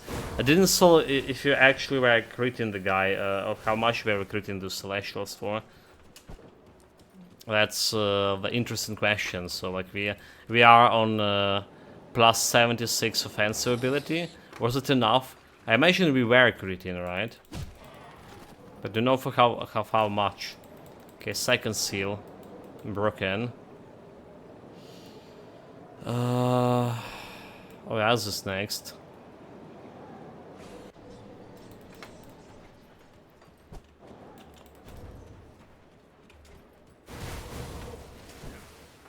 Yeah, hopefully that's enough like damage to erase crate before we run myself in a situation where I can't move anywhere. I don't have too many small guys. I wonder for the crate boss if it will be better to just remove any AoE from my pets, right? So remove the ground slamp from this guy and remove the root fumes. Okay, root fumes is okay. Alright, what we need to remove is a blind burst. But it also can confuse small crates, so maybe we just will be okay. Have I confuse them for long duration?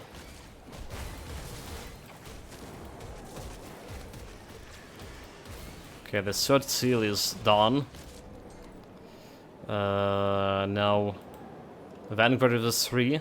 Need to pick up the sword. Okay, sword will be a problematic because like we don't have any health regen here. Don't have like any good way to regen my health.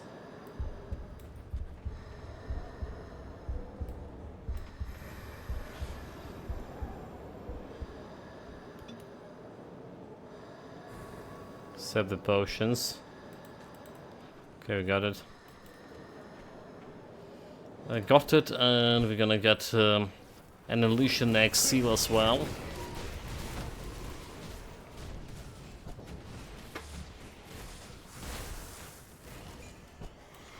Can't do that yet.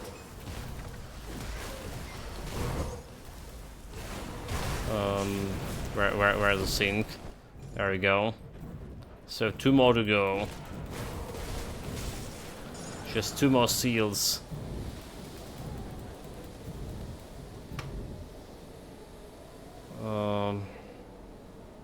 This way.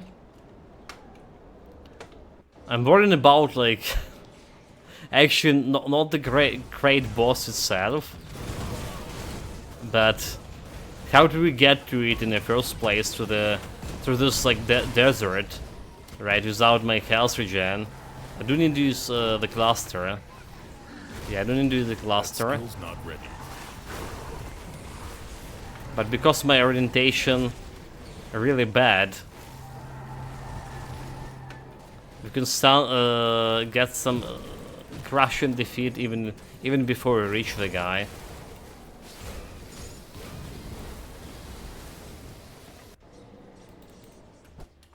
Like, you know, me suddenly losing my way in the suns, blinded by the sunstorm, That skill's not ready. panicking and dying. This is entirely possible. Not like it's never happened to me. It happened pretty like often, actually.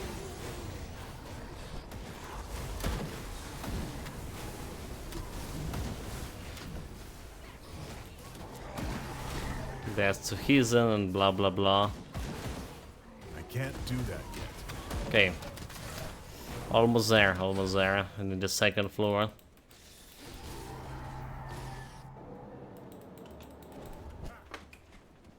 Come, Blind Fiend. So yeah, while I was saying that there's no reason to use the Blind Fiend's Unstable Anomaly for normal play, right, it probably would be okay with this damage and 2 constant permapads, right, instead of like resummon them all together. It's make way more sense to have Unstable Anomaly for celestial fights.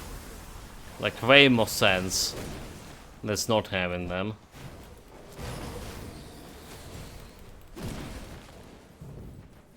It's only one right decision. Okay, the seal is broken. And we're back to docks.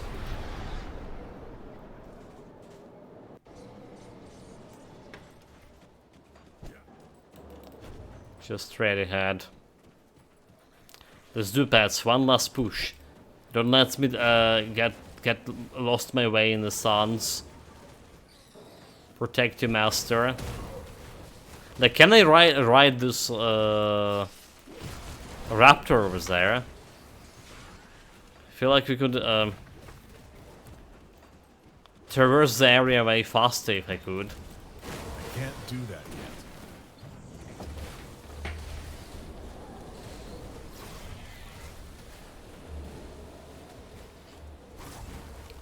Yeah, here we go. Place your baits, guys. Will I die here in the sands? Because I forgot where to go. We will be, okay.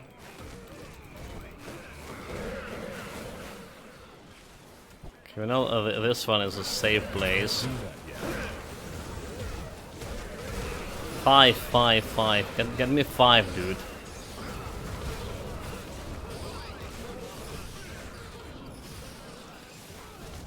Well, let's them deal with those guys. I can't do that yet. So should be a... Okay, somewhere over here. Oh my god, like no health at all. That skill's not ready. Why? Why? Why indeed? I can't do that yet. Dude, like no health again. Oh my god. Oh my god, oh my god, oh my god. Shut, I'm panicking, and we already used the shard. I already used the shard. Just get the fuck out of here. Lol. Oh. I mean, when you see that so much health, right, 36k, and it decreases in such alarming, you know, rate, everyone would panic. Yeah, you see, like, you have 36k and you're like left with 10, it's just immediately like the shard here. Whew, like, it's just, I have this cold sweat here running. Now, like, if I only know where to go next. Send the pets. Should be somewhere near. It's like, is it that way or this way? Is it? I have to think. Nope, no, no, no, no, no, no, no, no, no, no. Just dangerous, too dangerous, too dangerous, too dangerous. It's just like somewhere this way.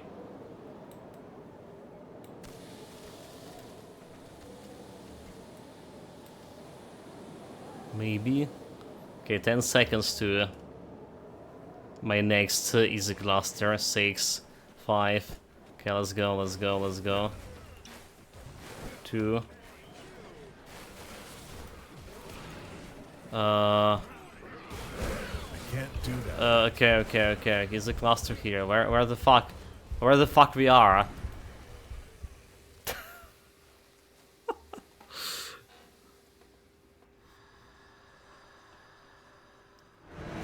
Where the fuck we are?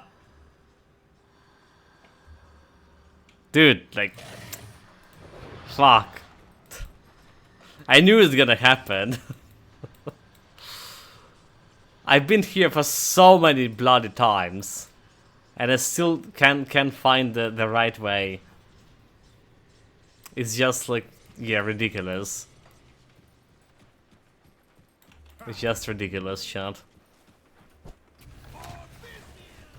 And more importantly, we don't have like another easy cluster. Well, it's a player mistake, right? It's not counted as a death. It's a player mistake. I can't do that yet. Of navigating the area. I should put the bottle. Alright, somewhere here. So where I went, like? Is it even close to where I wanted to be? Where's the sink? So maybe not. Maybe we actually need to go like a little bit faster with that. It is was close to like to a save place.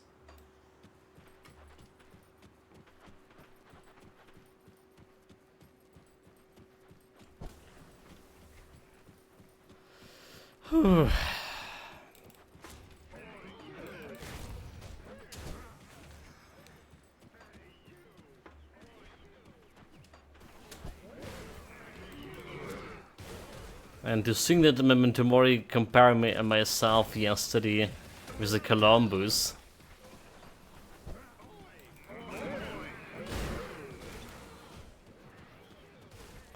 Wait, hey. That's not good, that's not good, this is not good, not good.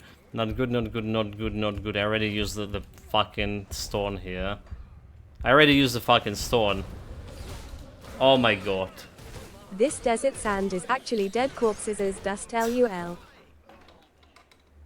Is this entirely possible? Because I imagine only how many of my characters died here, and there's way more of other kind of adventures.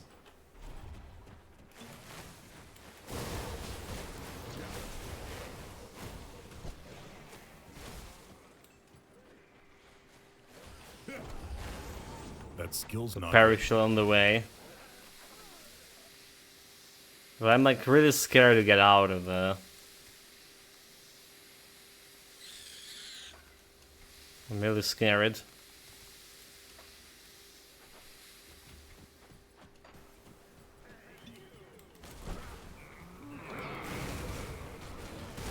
I can't do that yet. No. Sit.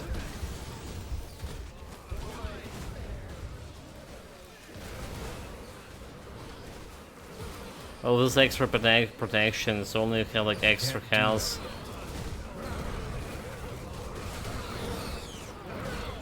Come on, Pets, like, are you doing your job? Just finish them off. Don't let them intimidate The big you. heroes got eaten by the dragon worms further in. That skill's not ready. Very good.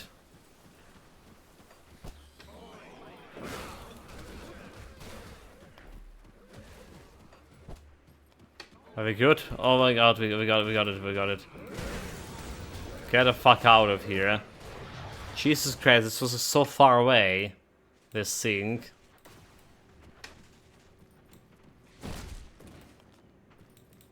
Yellow, green, blue, purple. Okay, now the real quest begin. Or is it?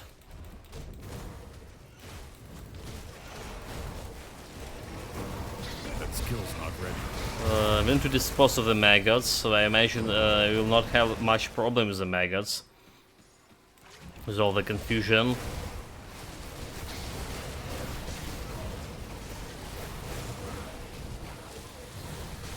Or will we? I'm gonna find an outlook pretty soon. That skill's not ready. After going through that bloody sans. Oh, there's a maggot already over here. I don't feel like I have mental capacity to do anything else.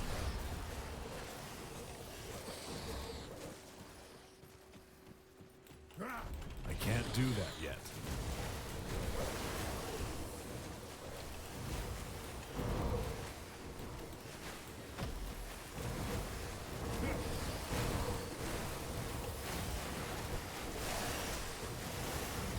I can't do that yet.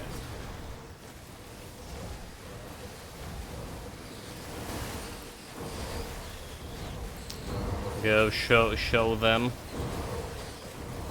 Okay, this is not the maggots we're looking, right? We're just get more of them over here. That skill's not ready.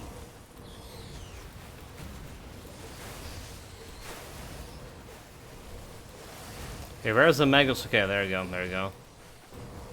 We got the right guy.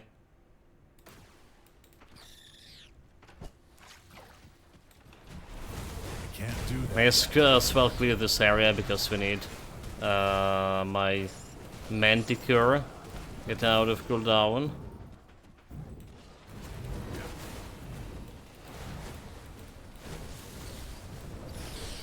Oh, how did we lost the Talon?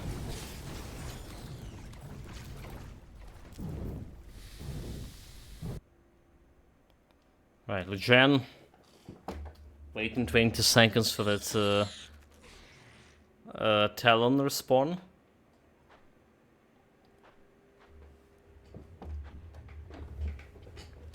Right, fingers exercise. Wish me luck shot. We need to do it as the first try or else. I'm gonna run out of easy clusters. Summon. Summon. Summon. Get the buff, right? Get the buff up as summon.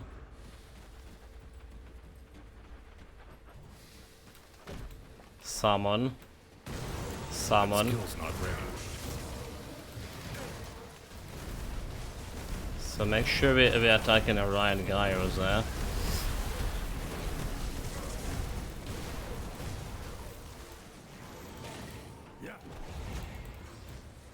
I'm ready to use the cluster.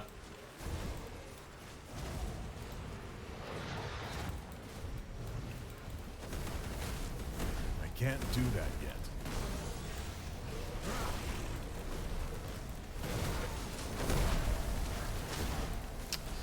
yet. Dude, I'm stuck. I Like a can't do fool. that yet.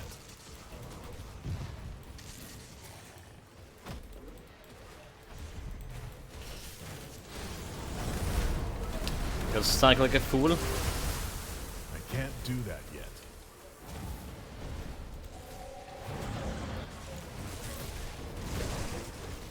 And then boys. That skill's not ready.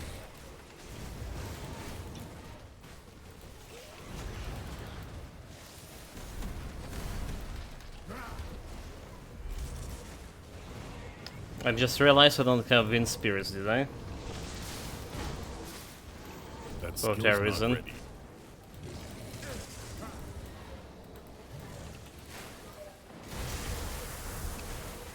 It was a mistake. That skill's not ready.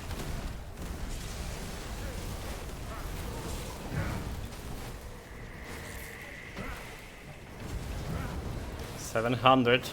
Come on, come on, come on, come on! Oh my god! Oh my god! Oh That my god! skill's not ready.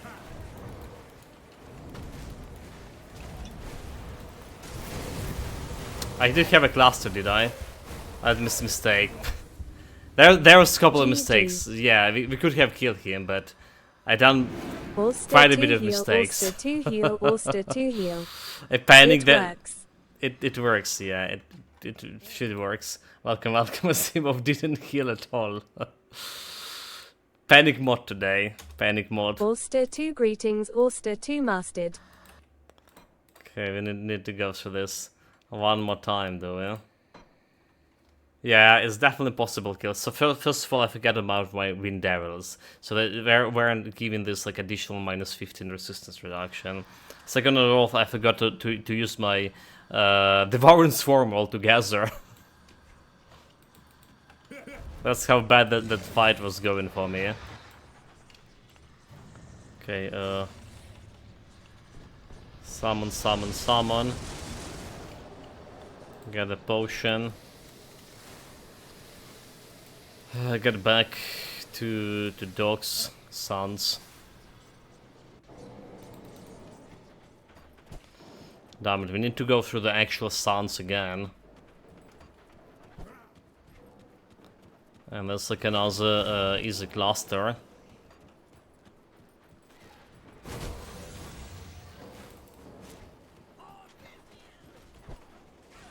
I can't do that yet.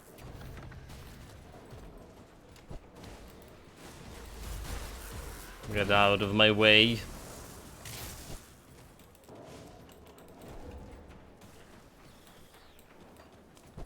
So let's check the map. Let's check these maps. I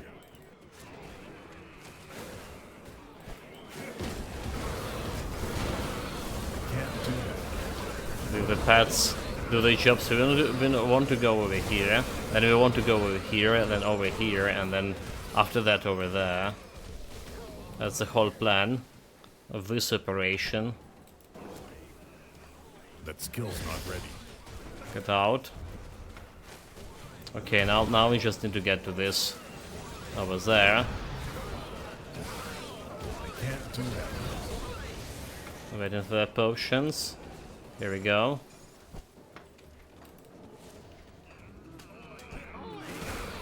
Very good, very good. Now reach the other place.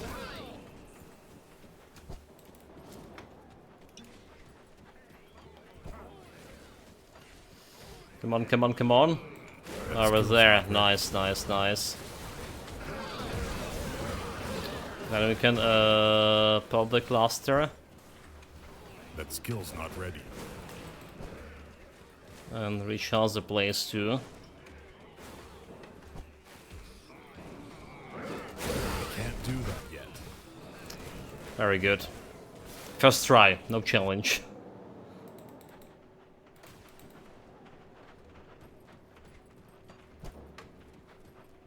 Let's get this. So we died like twice today on the crate boss.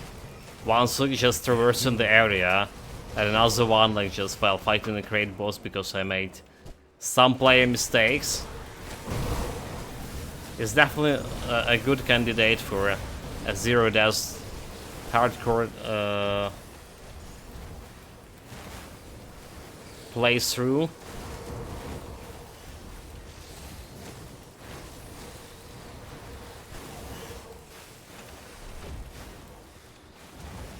Okay, there's the guy we need to kill. Is down. Very fast traversing through the crates, through the worms, maggots. That skill's not ready. Let's clear this space.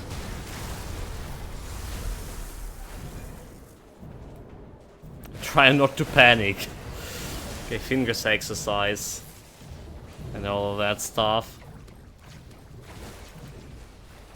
Going on there.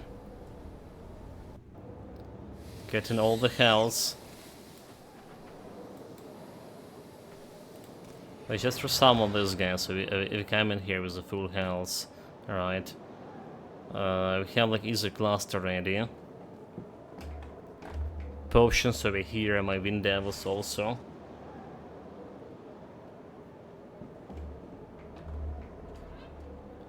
Start summoning blind fiends. I can't do that yet. Okay, keep them going.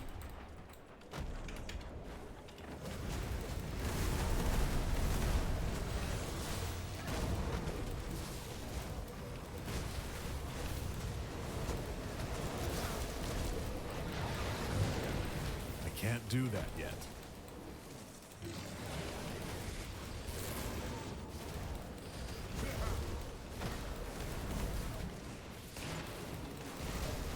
Okay, we need to get through this area. Not ready.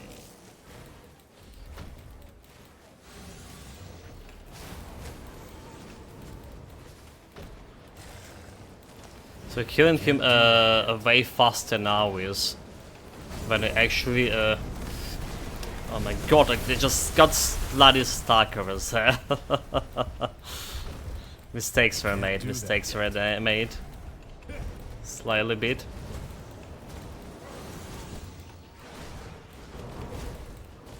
Yeah, it's like way faster right now. I can't do that yet.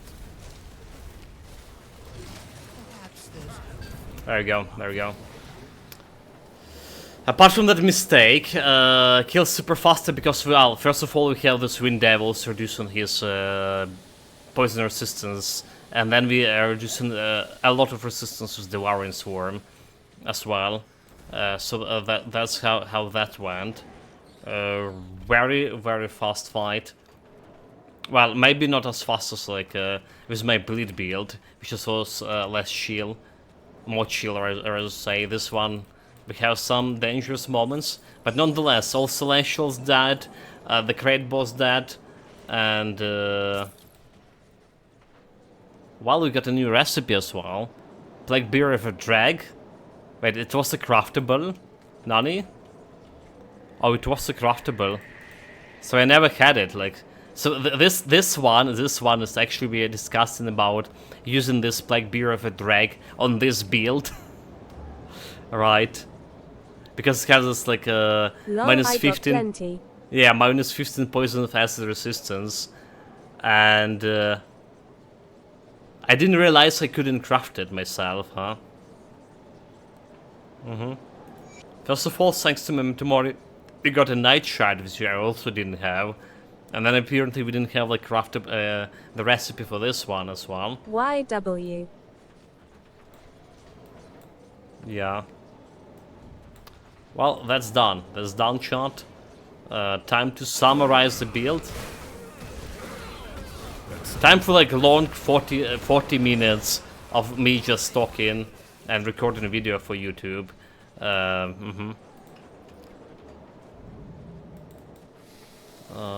want to get out of here. Oh well, that's the easiest way to just jump out. We're gonna be also jumping in the Shattered Realm in a couple of minutes while talking about the build.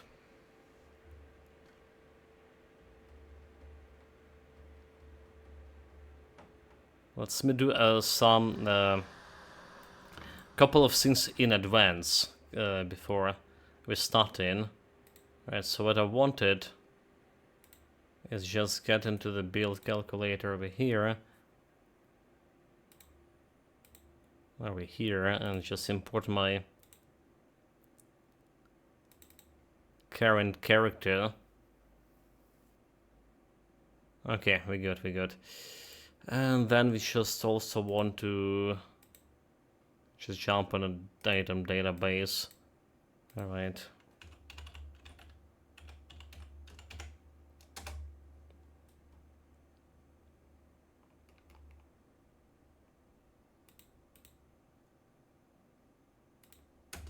So I typed it wrong.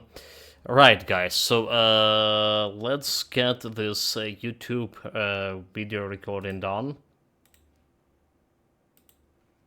I'm gonna turn off Christina for now. So welcome everyone, Austeris here. We are talking today about another variant of Ritualist, pad build.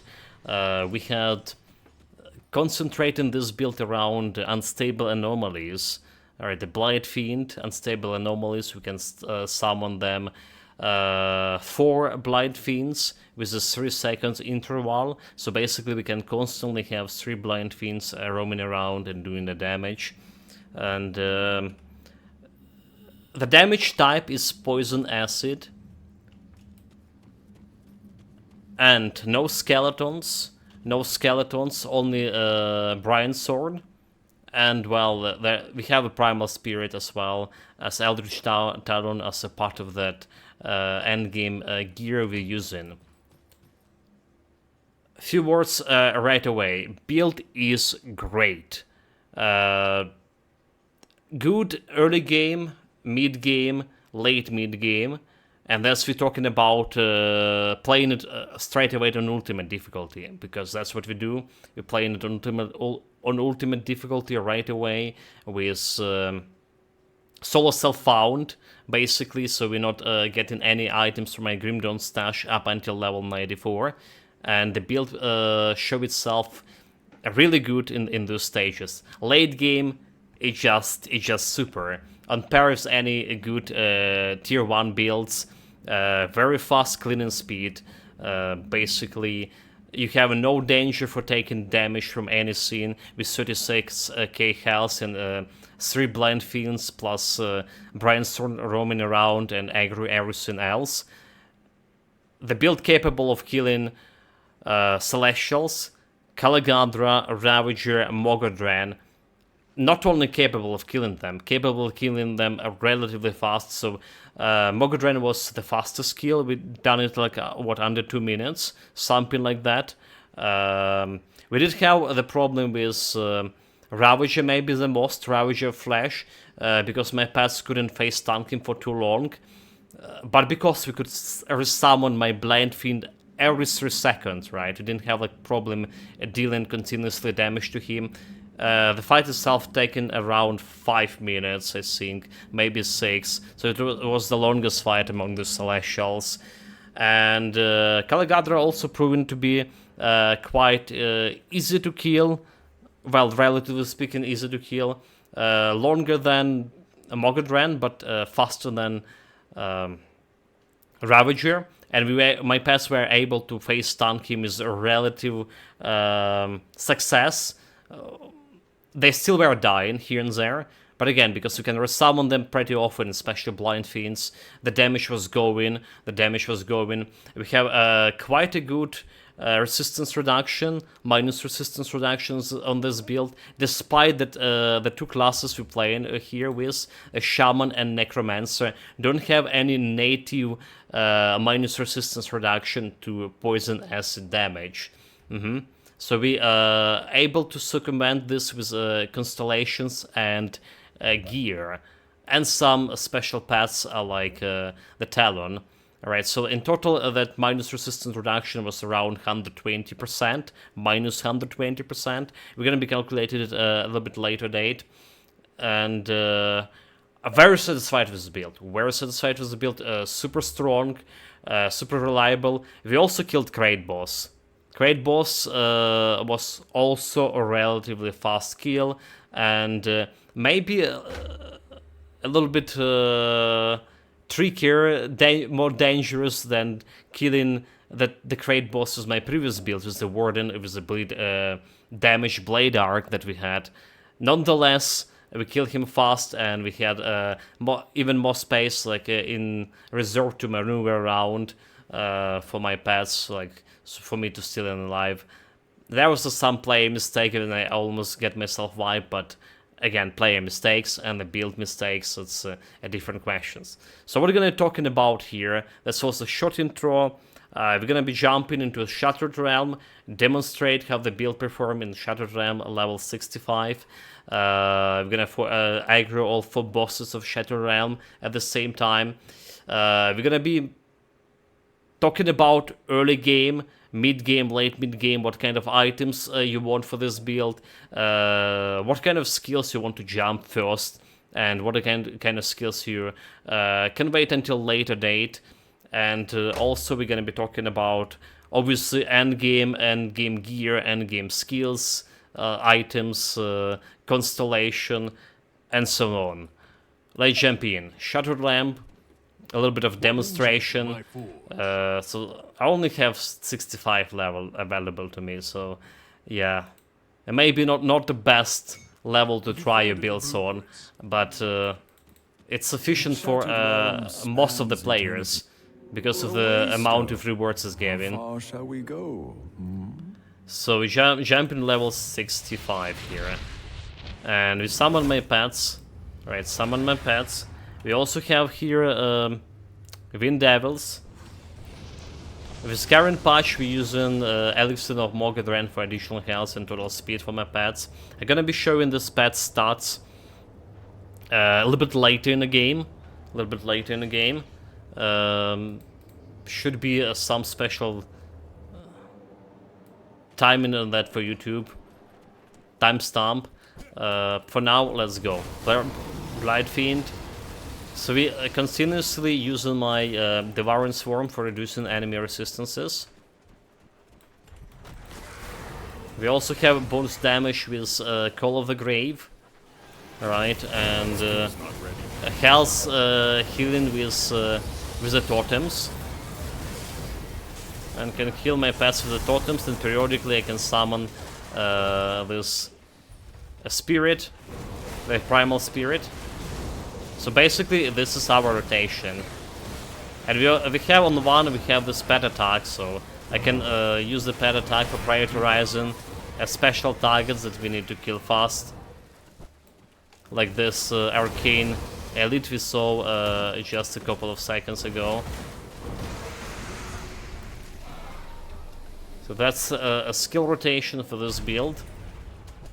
Like I see, we need to constantly, like I say, Devouring Swarm and resummon my blind fiend, so we can keep like 3 blind field all together on a field.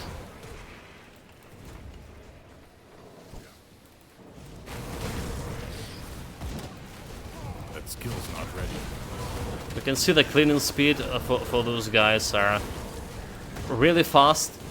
Playing everything else like normal Korvac boss and all the normal content, excluding the celestial bosses, also very easy for this build to go through.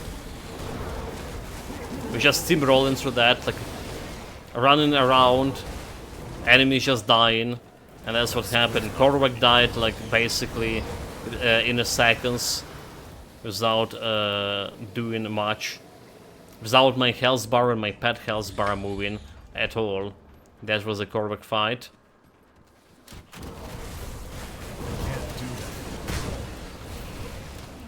All together. The pets have a decent critical damage. We did concentrate our build on acquiring the critical damage for my pets as much as possible. So we went in offensive ability. They have plus 76%, I believe, offensive ability boost, which is resulting in sometimes critting for more than 300k damage. Right, you just saw 270k damage over there.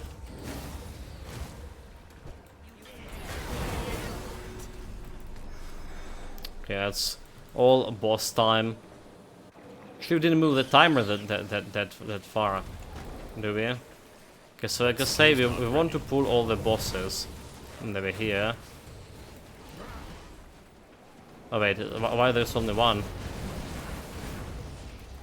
Wait, because oh my god, yeah, because this is shot. Wait a minute, I didn't jump on a tier 65, right? I jump on like, on some like yeah. I don't even want this rewards. Okay, chat. Sorry about that. I got the shard, but Shattered realms span. after Waystone, right? 65. Sorry, it's supposed to be demonstrated of 65, right? I'm really apologize about this. There's the real challenge. Here we go. Here we go. A real deal. She's not gonna be any different from what you saw before, but we have like some big guys over here, Nemesis, right? And this is like a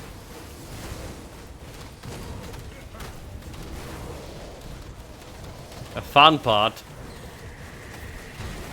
I can't do that. How the build can handle itself against Nemesis. So you see, we're using my totem over here, and my pet's just like healing, self-healing enough for face tongue this Nemesis without taking a damage. Can't do that yet. That's as easy as that.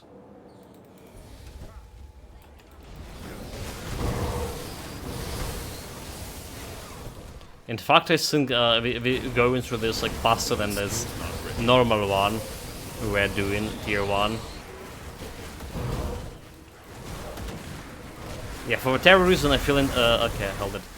I got like too close to be in danger over there. This is another Nemesis over there after all. I don't want him to face tank myself. Leave this to my pets. Alright, leave the face tank into the pets. Sometimes they can lose aggro, like this.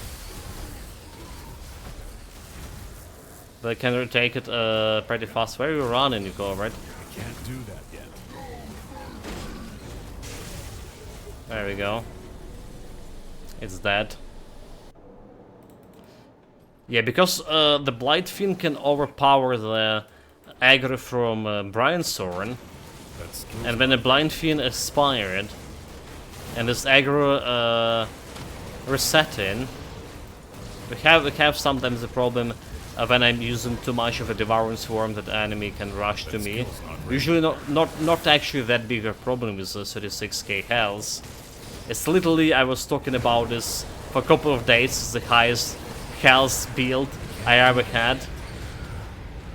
at this current date. Despite we played two different kind of two other different kind of ritualists before. We played a ritualist with a Pet's Vitality build, which was very tanky. Pets were very tanky, tankier than those. But not sure they are tanky enough in the current patch against Celestials because of additional you know, thunder damage, right? Okay, so we aggro all the boys over here. Aggro all the bad boys. And need to be careful not to get aggro myself. So just go and resummon, but stay away. Okay, concentrate on killing one boss at a time. That skill's not ready. The Talon taking damage. This is away from. Okay, let's get him closer. But like I command them specifically to attack that guy.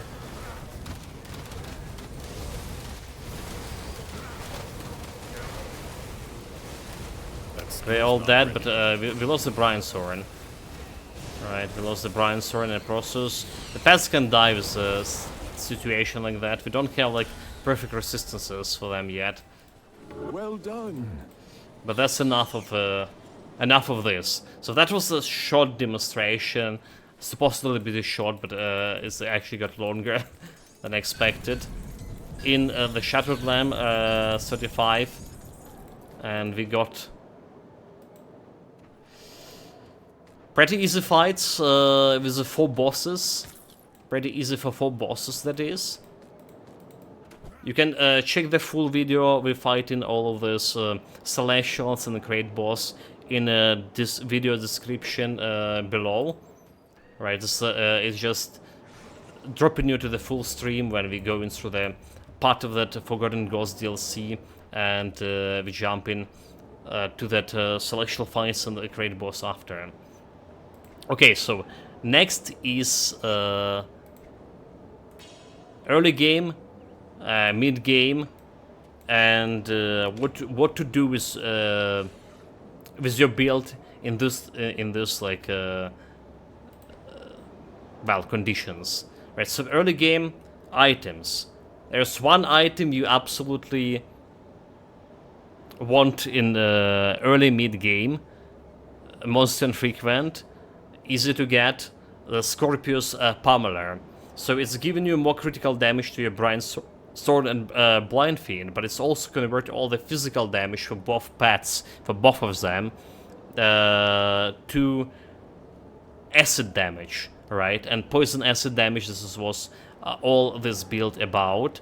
I say you just must have it, but you actually don't. You don't need any kind of monster infrequent whatsoever. There's plenty of them. Monster infrections there that are giving you pet bonuses and bonuses to Blind Fiend and Brian Sword at the same time. And there's a lot of green items you just can find with appropriate affixes that giving you pet bonuses all together. Like, for example, this ring over here, like Untamed affix on the ring, giving you health, physical resistance, all damage bonus to the pets. So just look for those rings.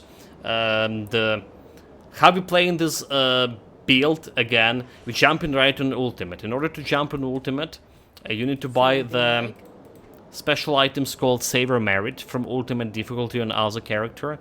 After using it, you unlock the previous difficulties and all the portals and all that skill and attribute rewards from a quest on lower difficulties. So we, basically you start in ultimate, but you can still jump on normal difficulty to the Forgotten Ghosts DLC and farm yourself the Scorpion Plumber or another monster infrequent you need for this build. Iron well spent. And speaking of another monsters infrequent you want, so let's jump really fast in the browser, and we're looking for a Blind Fiend, because the Blind Fiend will be your ultimate skill you're gonna be using pretty often. At least I did use blind field all the time. So you can get a blind field around, I don't know, level 15 or something, and max it out. There is invest in that in Unstable Anomaly after that. And let's see what we need. Apart from Scorpius Plumber, which is you can farm from a bunch of Corvan Scorpions, Death, Sting, and Sun Creeper. But I recommended farming from Duskkeeper. Duskkeeper is an easy way to get it. Is it dropping this Plumber or another Scorpion, Bludgeon or something it's called. And it's gonna be, you can check the map position, right? It's a boss that you need to kill for a quest, but it can be spawned without a quest. It's Valley of the Chosen. Alright, Valley of the Chosen, the Tomb of Arias. That's what you need to do. So we jump in on Korvac Reef City and get in to this tomb, like right over there. That's one item, like I say, you can have it. The thing is, you will not have much of resistance reduction to poison acid up until level 94. So converted your damage into poison acid could be actually detrimental. We did it, but it could be detrimental because combined with other monster frequent, you can benefit more from physical damage early on than from poison acid conversion. Again, it was performing really well on ultimate difficulty, and it's only was one monster frequent I was using for ultimate difficulty to begin with. So what else you can have for this build early on? Well, Blind Fiend. What else we can have here? Okay, maybe Blind Fiend was a wrong type to. So you generally want something that giving you pet bonuses, right? Pet bonuses, rare items, most frequent, that easy to acquire, and there's Ascendant Cowl. Like I say, we didn't play any. We did play this build without skeletons. It just was a challenge for my personal self. Play the Ritualist without skeletons, and it played itself very well in the result. But it can give you a mod damage to Brian's Thorn. You want this Ascendant Cowl around level 50. However, on level 50, you can craft like legendary item. You can craft a legendary helmet, the Necrolord Gaze, which is nivellate like need for getting that Ascendant Cowl. That's what I did. Level 50 Necrolord Gaze is gonna serve you up until late game, and it's a pretty good item to have. Bonus to pets, +1 to Necromancer, and Mark of Tournament +2. It's a good skill to have, Mark of Tournament, but the skill we haven't had on this build specifically, and it's played pretty well without it. It can give you this additional survivability, Mark of Tournament. I just didn't have like enough fingers to press all the skills I had on the build. So anyway, that's like what you want for headgear on level 50. Apart from Ascendant Cowl, you can get the Brian's Thorn before level 50, so maybe you can still benefit from Ascendant Cowl, and depending on your resistances. We always want to prioritize my own resistances over pets early on, especially playing on ultimate difficulty, so mind you that. Always prioritize your own resistances, your own survivability over the pet's damage boost when you selecting the items. Next thing you want to get for pets, some like breastplate. There's plenty breastplates with appropriate affixes. So if playing normal difficulty, you just want to grab this Rowari armor, for example, and that Rowari have a lot of basically gear that can boost your pet damage, right? Again, normal difficulty level 65, Bismal guard over here, so there's plenty of things to choose.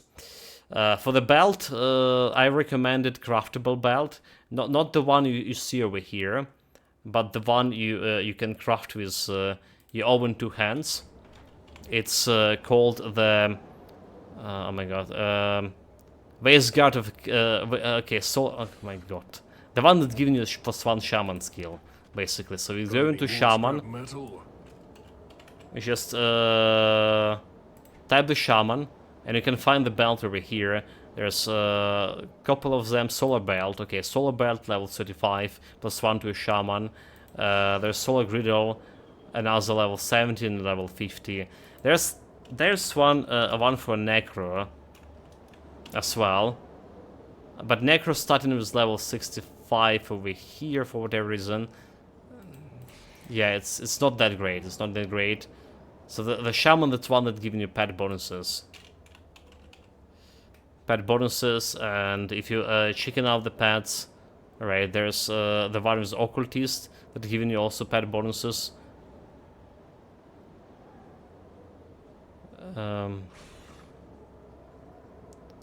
Wait, where's the shaman one? Nani? Oh, never mind. Okay, so I say it's giving you pet bonuses. It's not giving you pet bonuses. Never mind. You want to roll for pet bonuses, right? We done with Cage's Soul, but it's not always the thing that can happen.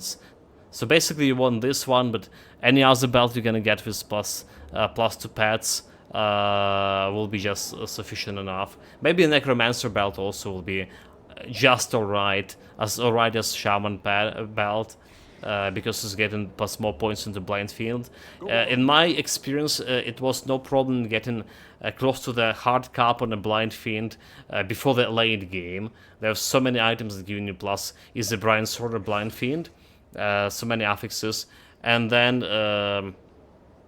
late game we got over the maximum for blind fiend. No problem at all. Like you see, my Brian Sword only 9 points over here, and blind fiend only 10 points over here out of 16. So we have 6 points over the maximum, 16 points over the maximum, getting from some items. Yes. Anyway, jumping back to the early game items. What else you want? Again, pants and stuff, you just can check out what kind of faction you can give you better pants, or just find the pants as pet bonuses. Prioritizing your own safety over the pet's damage, because Blind Field already will be quite powerful. It will be, okay, so the Blind Field early on, a little bit slower, so we want to Blind Burst for the AoE damage to increase your cleaning speed, basically, but it will be quite slow compared to having like a bunch of skeletons. However, this build we played, we finished in what, 25-26 hours. It was very fast build compared to like other builds we had, which just require 10 hours more usually. So despite it looked like the Blind Fiend was doing less damage, killing stuff slower, we progress through the whole ultimate difficulty at lightning speed. Right. Next, the one thing I want to recommend here is actually Javelries. Javelries for and offhand. So offhand for this build, the Bloodstorm Codex could suffice. There's a bunch of epic items also have a good pet bonuses. Right. So if you can find them. The Bloodstorm Codex is probably the easiest one to farm from all of those Bloodstorms, giving you some pet bonuses and more damage to your Brian Thorn. Alright, more points to Brian Thorn. It's just good thing. The Brian Thorn, even on hard cap, was underperforming, doing way less damage and have way less survivability compared to Blind Fiend, by the way. So just mind you can really rely on Blind Thorn that much. In the end, it's just there to get additional aggro when you lose your pets. So Blindsworn Singed, I was using it in late game, and it's a pretty good one to had early game as well. Right, Karos, the Siege of Cthulhu, and Sanosh, the Unraveled. You can get this guy, well, basically from Karos. So it's a good bonuses for pets, and could be giving you good bonuses to your survivability, depending on the kind of affixes you're always. What you want specifically, it's Zarya Pendant, +1 to Shaman skills, right, and bonuses to pets.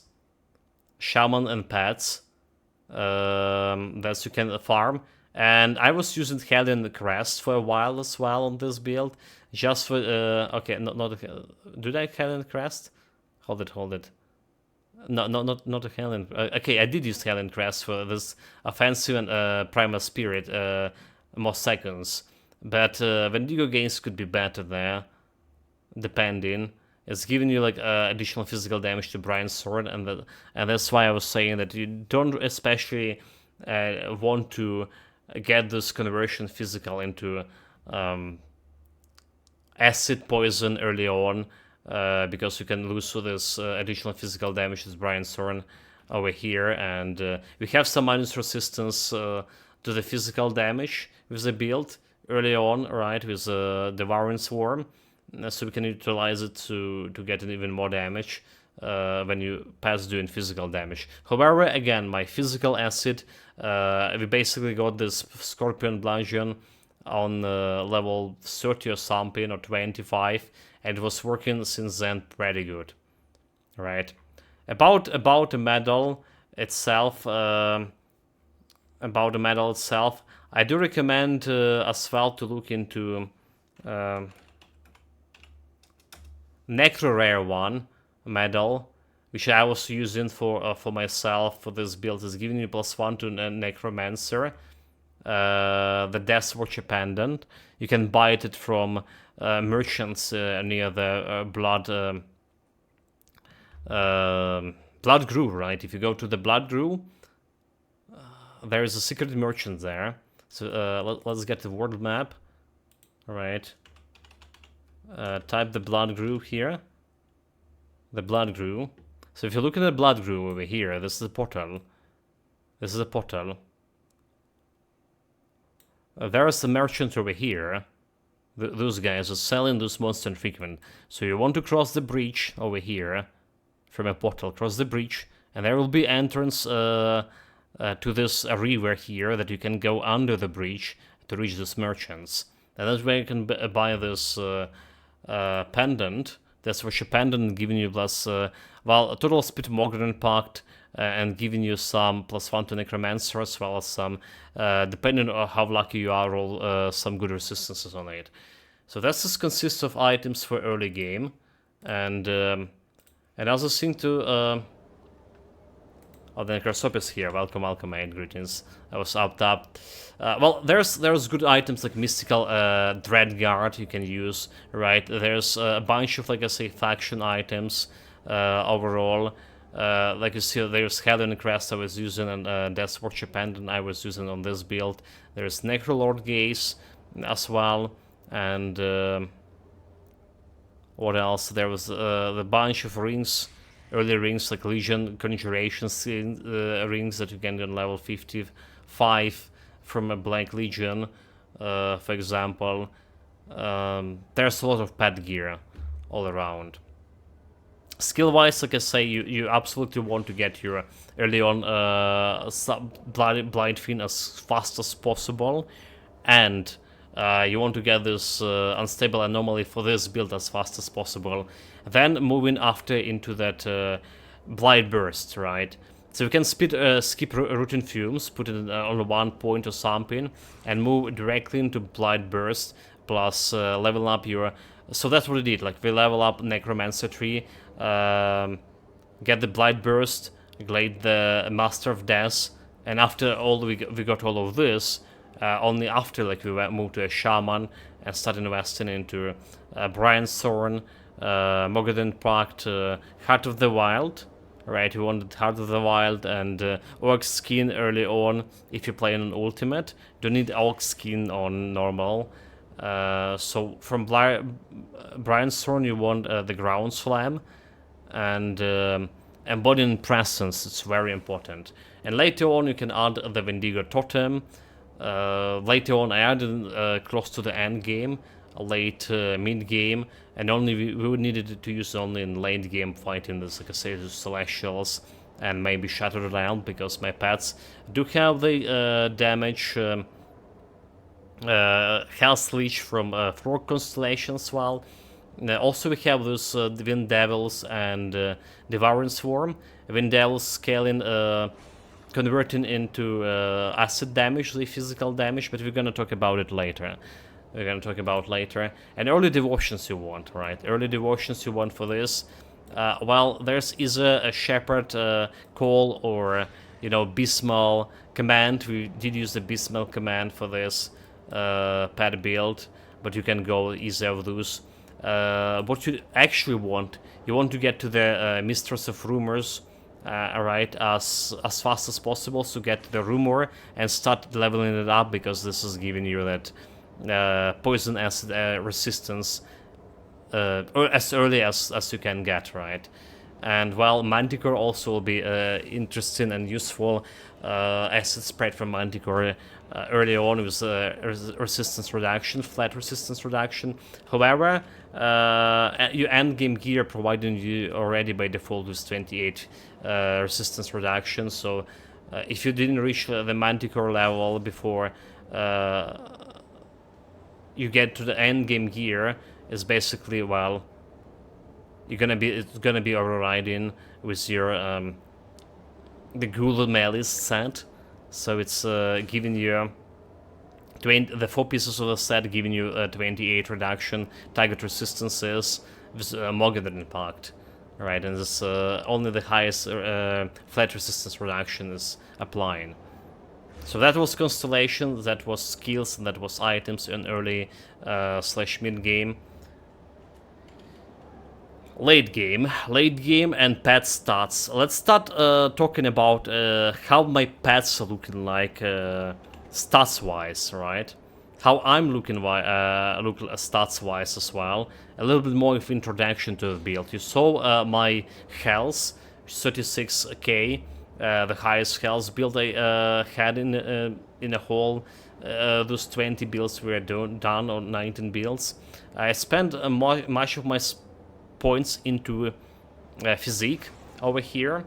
Again, more health, more defensive ability for me. So basically, when we have my pets summoned, we have 28 offensive ability, which is does apply to my Wind Devils. Right, you need 2600 offensive ability to crit more or less consistently everything except like Celestials and selected bosses.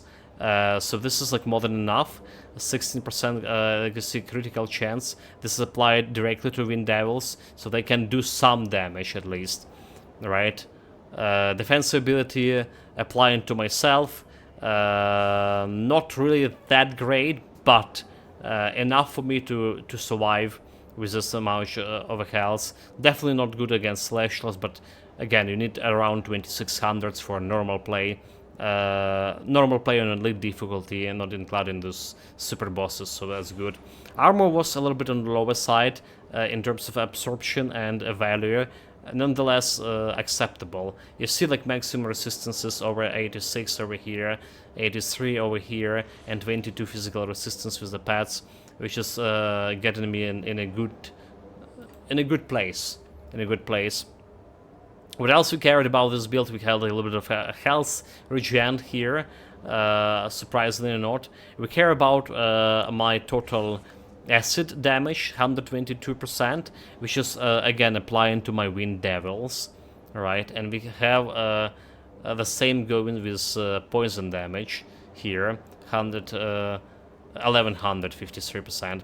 About stats, we also spent 22 points of my stats into Spirit, because I need some Spirit for getting some like rings and amulets that we need.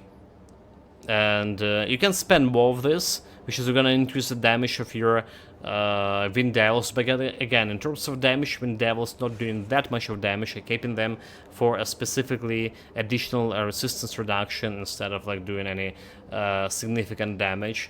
So I prioritize health over that damage, which is we have plenty enough already. And the most important stats, the pet stats. Damage itself 1600s on the lower side. What we interested here, attack speed 6300. Okay, so we obviously have more of this when we using my Call of the Grave, Right, some more damage over here. Offensive ability plus 76, it was enough to crit more or less consistently against Celestials, so I recommended that. Physical resistance 20, that's with the emboldening presence from my Brian Sword, that you keep in Brian Sword for these buffs here. Elemental resistance were on lower sides, and bleeding resistance. Everything else is 80%, so we good. We did invest heavily in pet resistances as well, and my own freeze resistance is not really that great over here. Reflecting resistance, the pets doesn't even have reflecting resistance over here, but every time my pets would attack, even in end game with so much damage into enemy with reflective shields, they take literally no damage from it, from the reflection, so we're good on that part as well. So that's the stats, the gear. Let's jump on the gear right away. The cornerstone of the build is, like I mentioned before, the Scorpius Pummeler, which has converted this physical damage from my Brainstorm and, more importantly, Blind Fiend into acid damage, right? And it's also relatives good affix here, Bestial Rage, giving me like additional offensive ability and all damage and attack speed for my pets. You can roll it even better, like with the two pet bonuses if you like, if you're lucky enough. We're using Ritualist Gallstone on it for additional poison damage to your pets. Alright, bonus poison damage and acid and poison damage duration for your pets, as well as abysmal control as rare augment, more health for me, more critical damage for my pets, and overall damage. That's what we're doing with this. Another crucial part of the build is the helmet, Circles of the Great Serpent. Why crucial? It's giving you minus 2 second reduction to your summon Blight Fiend. Right, so instead of 5 seconds, you have 3 seconds, and you can consistently keep 3 Blight Fiends with Unstable Anomaly on all the time. If you sometimes you can get like 4, right? Because our actual timing is here 2.7 seconds instead of 3. So like you can have 4 of them at once, but at 3 Blight Fiends consistently there. It's a big damage boost and big like aggro control over the map, So this is very important piece of gear for the late game, Circle of a Great Serpent. It's a craftable item, you need a recipe for it. It's also giving you additional acid damage for your Blind Fiend, which is good. Plus 1, 2 shamans, very good in general, and pet bonuses as well, with offensive ability, right? For a set, I did use the Ghoul's Malice, like you see here. Again, poison acid damage for my pets. The set bonuses here, all damage health to me, right? Additional Blight Fiend we can summon, which is you don't actually need with Unstable Anomaly, because like I say, very rarely we can have like 4 Blight Fiends instead of 3 that we usually will have. It does have this additional minus 20 poison acid resistance for Devouring Swarm. That's like where our minus resistance are coming from, right? This is first, like minus 20 from Devouring Swarm. And it's also summon Eldritch Talon, it's additional pets with acid damage and additional minus 10 poison acid resistance, right? So just having this set, giving you minus 30 poison acid resistance and 28 flat resistance reduction, totally you in a 58 resistance reduction. Alright, it's already huge number when Celestials have 95% poison resistance in general. We're using for this build a component which is not a craftable one. You can find it anywhere, the Bindings of Bismal, for additional 20% bonus to my damage to my pass and health there. Right, you can craft, if you have a recipe, you can craft this ghoul malice, and you can use your inventor over here. Let me clear your Well, that's mind not of an inventor. regret. Over here, after you completed specific quests in Forgotten Ghosts DLC, right? After you bring the book to this guy, to Cargon, you can unlock the transmute option. You just craft like 4 pieces of ghoul raiment, put them into transmute, and just roll when you get like all the other pieces of the build, which is the shoulder guards. Shoulder guards acid damage to my pets, and it's also have okay, it doesn't have like anything else here, does it? What we have as augment here, as a component, we have living armor, right? Elemental resistance for me, and offensive ability. So resistance is why, like you see, we have plus 75% over the maximum for lightning resistance. So we definitely will have easy time with Mogadren over here. So I went invested heavily in elemental resistances using crafting components and powders. Another piece for the gear is Ghoul's Reach, the gloves.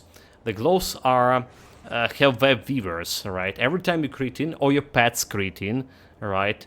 By pets crit in, I mean the Wind Devils crit in. You can summon this Eldritch Web Weaver. Additional pet, Spider, living for 18 seconds, can summon up to 3 of those with 4 seconds between each summon, and while it is helping you with acid and poison damage a little bit, so pleasant bonus, adding new body to the rooster, and a little bit more damage as well.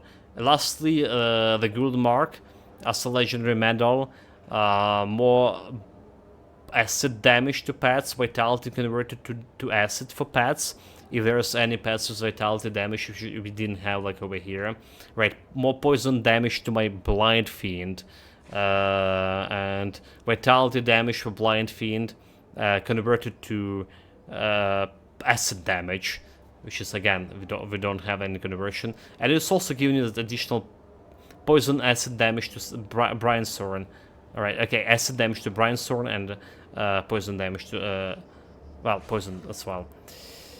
So that's the last piece of the set, which is, was a curse stone of the build.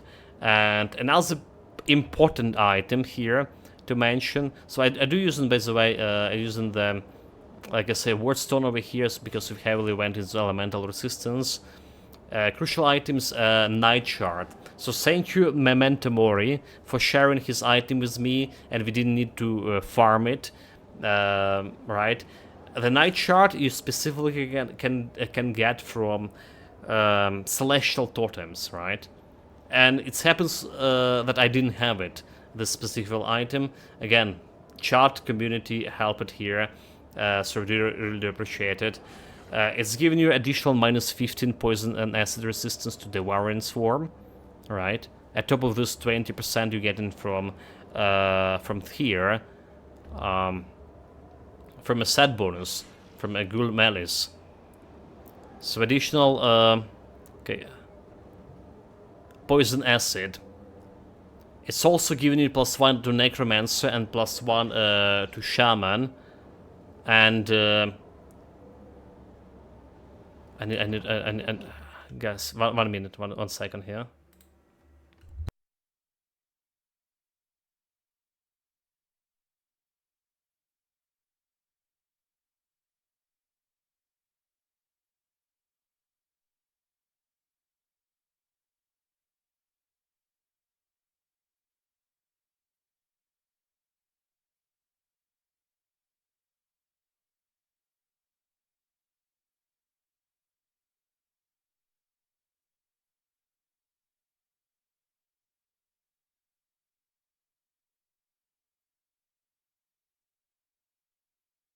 Okay, sorry about that, interrupting in the middle of a well, streaming like this.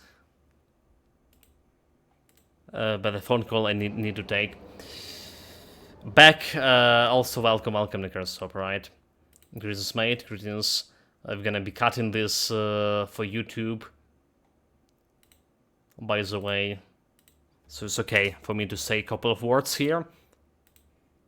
Jumping back, we're discussing that Knight Shard. So what do we have here? +1 Necromancer Shaman. There's a bunch of offhands you can get for. Bunch of hands. It's giving you additional pads on the block, right? Nightbringer. With vitality damage, we don't really care about that. But what do we care? This additional poison acid resistance from Devouring Swarm and Siphon Soul. So we see we do have a Siphon Soul over here. So we occasionally we're using. We definitely weren't using in a normal playthrough, but occasionally we're using against the bosses or celestial fights. The bosses were dying already too fast even without it, by the way. But it's like another -10 resistance reduction. So that's summarize almost all crucial items. Another one is Conduit of Wild Whisper. It's not a pet item, but it's a pet. That's an item that gives you +1 to Shaman and giving you all this maximum to resistances, and also converted damage, acid damage, physical damage, and lightning damage of Wind Devils into acid damage. Alright? And at the same time, Wind Devils getting -15% poison acid resistance on attack, which is pretty decent overall. So there's 2 conduits of Wild Whispers you can use for this build. Is it this one? Because we crafted it for 8 times until we rolled with affixes I wanted. Or you can get another conduit of Wild Whispers with -15 damage to poison acid, -15 resistance to Devouring Swarm, making your Devouring Swarm even better, which is more reliable fighting Celestials because, you know, the Wind Devils have very short leash, alright? And fighting Crate Boss, for example, not always the Wind Devils were able to approach the Crate Boss and attack it to apply this additional 15 poison acid resistance. However, like I say, I ultimately decided to get my Wind Whispers with Wind Devils because of like they're more useful in all other games, basically in a base game, without in everything except the celestial fights again and a Crate Boss. So we're using here Seals of Ancestry as preventive measures that helping me giving me some damage absorption for Ease and Chaos. Alright. For my augment, I'm using Mogdren Blessing for more offensive ability for my pets. Like I mentioned before, it's very important to have this. And that's all the important items. What left else? What else there? Pants. Pants is a Rune Brand Legwarps. Again, like more damage, more offensive ability for my pets. Some vitality resistance. And that's about all that what I'm doing. We're using the Scale Hide on this for armor absorption. We have Thin Flesh Greaves. Right, it's basically maybe every single pet build using those at some point.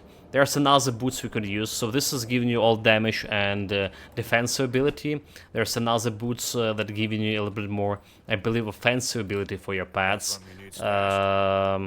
Actually, they're over here. The Deathwalker Grace, right?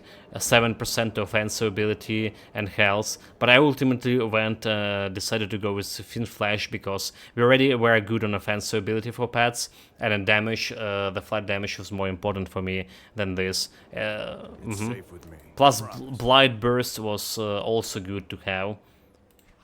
Next item. So we're using a Spell Scorch Platin on this. Very expensive to craft. Piercing resistance, elemental resistance. It's like we're using 3 Spell Scorch Platins. Well, except I didn't mention what I'm using on my helmet. It's Eldritch Mirror. It's a craftable component which is giving your pets +10 total speed. +10 total speed. Belt, we have Mystical Shadow Fin Cord, +1 to Necromancer and bonus to pets, offensive ability and damage. That's basically the only belt that was on my... well, there was another belt that was on my radar, but the Mystical Spirit Seeker Cord, +1 to Necromancer and physical resistance to the pets. But I did decided that we benefit more from vitality resistance here and offensive ability with my belt. So that's how it's handed. But this one is also a good alternative if you don't have anything. Lastly, we have the rings. Okay, we didn't talk about rings. Mogadrin Ardor. That's a relic I was using here. 111 damage to my pets, some resistances, and Mogadrin Ardor buffs for additional total speed. So this patch supposedly to reduce any total speed of your pets, right? Especially attack speeds. But they were killing everything on late game so fast that I didn't saw anything about like any real problem with this speed reduction that the patch notes was talking about. It's visually didn't exist it. So what we had else here, the rings. I using the Bloodstorm Signet here because I rolled with a good pet bonuses. Untamed 1, right, and we get this Emboldened Presence +3. So that's helping with overall resistances and overall damage. But there's a good one, Rot Mandarin. Really good one with can heal chance on attack you, so more survivability for you, a lot of poison acid damage for your pets with some offensive ability, rotten fumes, decay, and you have 2 of those rings on you, so it's another alternative if you're not lucky enough with Bloodstorm Signet, for example. For both rings, you see we're using Mogadren Blessings, same as on my amulet. And we also using the bloody crystals for additional armor, additional defensive ability, additional survivability for me. That's conclude a gear for the build. Moving next, constellation and skills. Starting with the skills. Like I mentioned early game, the most important skill is summon Blind Fiend. Blind Fiend, we hard cap to it. We have Unstable Anomaly. We are talking a lot about Unstable Anomaly and not actually needed here for this build in late game because having 2 Blind Fiends already with the help of your gear, with the help of your Ghoul Melee set, it's more than enough to like wreck everything and pets not dying, and those things weren't dying that at all when you do in normal content. However, when you jump into Celestials, right, the Unstable Anomaly is such a must-be skill, because you can, like I say, you can summon the Blind Fiend over and over every 3 seconds, and they just keep the Celestials occupied away from you and dealing all the damage at the same time.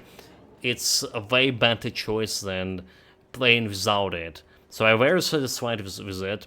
Let's see, we have Blind Burst, also important for that AoE clean, and Rotten Fumes, reducing target's defensive ability for quite a bit, so that's another way for my pets, while my pets were critting that much and that often. Another skill we absolutely must have here is Master of Death. All these resistances, offensive ability, and damage to my pets. All damage and acid damage. As well as Call of the Grave, which you can use periodically for more crit damage and more damage overall. I did put some points into Spectral Binding and Spectral Wrath very late in the game, just to have this bonus health. It's like 1800 health, I'll take it. And it's not needed. Like I say, the Mark of a Torment could be also another survivability skill. I just didn't have enough fingers on my panel to use it successfully. Mark of the Tournament, and we played without Mark of the Tournament successfully. We did die on a build early on due to player mistake. Like early on, ultimate difficulty level 25, minus 50 poison resistance got hit by elite because I was staying in the wrong place. Right, my pets had aggro, but I just that poison damage is spread, and then we died like another time, like going through the desert to the great boss. I got lost and panicked.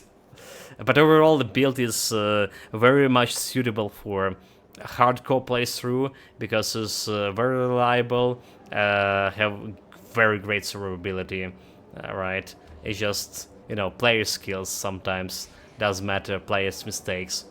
So what else we have in Necromancer? We have Siphon Soul for that additional minus 10 reduction to poison acid resistance. And Shaman, well, obviously as a pet, Brian Sword, his damage, his physical damage converted to acid damage. He also have quite a bit of poison damage on him. We are hard capped it, but we couldn't hard cap my Ground Slam or Emboldened Presence, which is Emboldened Presence probably very good for him as well. Additional offensive ability, physical resistance, bleeding resistance to your pets. Alright. We periodically had Primal Spirit, which is, well, was doing some damage, but it's like physical damage. Right, it's physical damage and not an acid. So it's an additional body with a couple of... yeah, it does have Tail Strike with poison damage, so that did help spread more poison. Devouring Swarm on 1 point here. We just needed it for like a save. That reduction of poison acid damage. Mogredren Pact 1 point here. 1 point we get like 12 more from a gear. What more important, Heart of the Wild and Oak Skin for me later on for more protection for me and my pets, because the Oak Skin protects your pets, giving this like additional ether and piercing resistance as well. 1 point to the Wind Devils, just to get this minus 15 acid resistance, and max it out the Wendigo Totems more or less for that health restoration, and we put 5 points in the Blood Pack, so we're gonna get 6% of attack damage conversion to health. It was more than enough for my pets. So basically, if you go into the browser and you start like checking out this resistance reduction we had just from the skills, all right. That's a wrong guy here. Hold it. Where's my guy? This guy. So just from the skills, what do we have? Minus 35 from a Devouring Swarm. Minus 35 from Devouring Swarm. Minus 15 from a Wind Devils. So that's minus 50 already. Then we have in 28 the flat from Mogredren Pact. 78. Alright, and then we get a 10 from Siphon Soul. It's basically 88, minus 88 resistance reduction over here. Then we go into Devotion, and we get in minus 30 from Rumor. Alright, 88 minus 30, 112. Minus 112. And then we have additional resistance reduction from a Talon, from a pet, which is minus 10, so minus over the minus 120 resistance reduction. When we align all these debuffs, it's really enough to to kill Mogredren is under the 2 minutes or something. All right, as close as 2 minutes.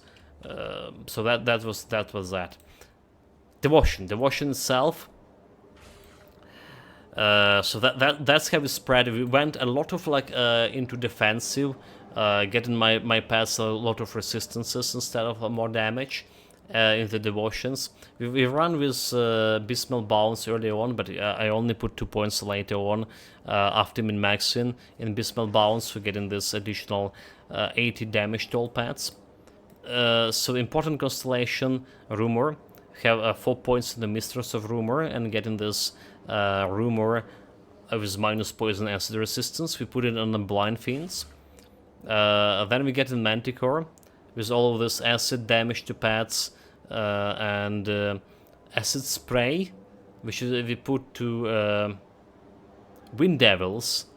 Wind Devils have acid spray for me. There's 3 Wind Devils attacking. We have a Frog visits all damage and attack damage converted to health for my pets.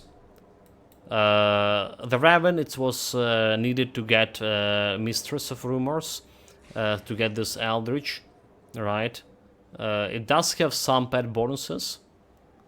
Important one, it's +5 offensive ability. 5%, we have a Lion as well, and Jackal. We have Dog, Stag, and Panther, which is, again, needed to get my Mistress of Rumors and the Spring Maiden. The Spring Maiden, on Mogadron Pact, we have this Nature Guardians, some more offensive ability for my pets when I got a hit, and when I got hit, this gives me that damage absorption as well. And it's also giving a lot of like resistances to your pets altogether. Well, resistances and some damage bonuses. So we use the Maiden as well for cleansing the water we have on the Warren's farm, by the way. Using the Maiden to buff myself, my pets, and enable the Spring Maiden. And last constellation we have here a Staff of Ratush, again, resistances to pets, some a little bit of offensive ability, and a little bit of damage. That's what we had for constellations. There was some min-maxing, so if you want to check out how my early constellation looked like, I recommend you to jump and the Grim Dawn specific playlist and check out. For every day we played this build, we have a link to the Grim Dawn tools to show how the build look at the end of that day.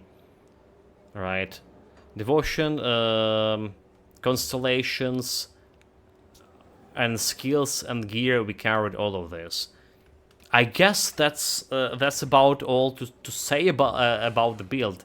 Very well, to summarize, very strong, very reliable, good build for hardcore. The build that's able to kill Celestials without much of the problem, and a great boss. I hope you enjoyed it as much as I do it. And let's conclude all the YouTube video recording. Thank you guys for bearing with me. So what do we got to do next? There will be a next build coming a little bit later for Grim Dawn. If you do want to jump, like I mentioned before, into a new season of Diablo 4, so that's what we're gonna do. And even in stream, we're still playing a Gridfall, so we still have quite a bit of content there to go through. That's all, chat. We're done for today. Thank you very much for joining. Thank you very much for watching until the end. Really do appreciate it. And take care of yourself. Stay safe, whatever you're doing. Have fun with it. See you guys next time.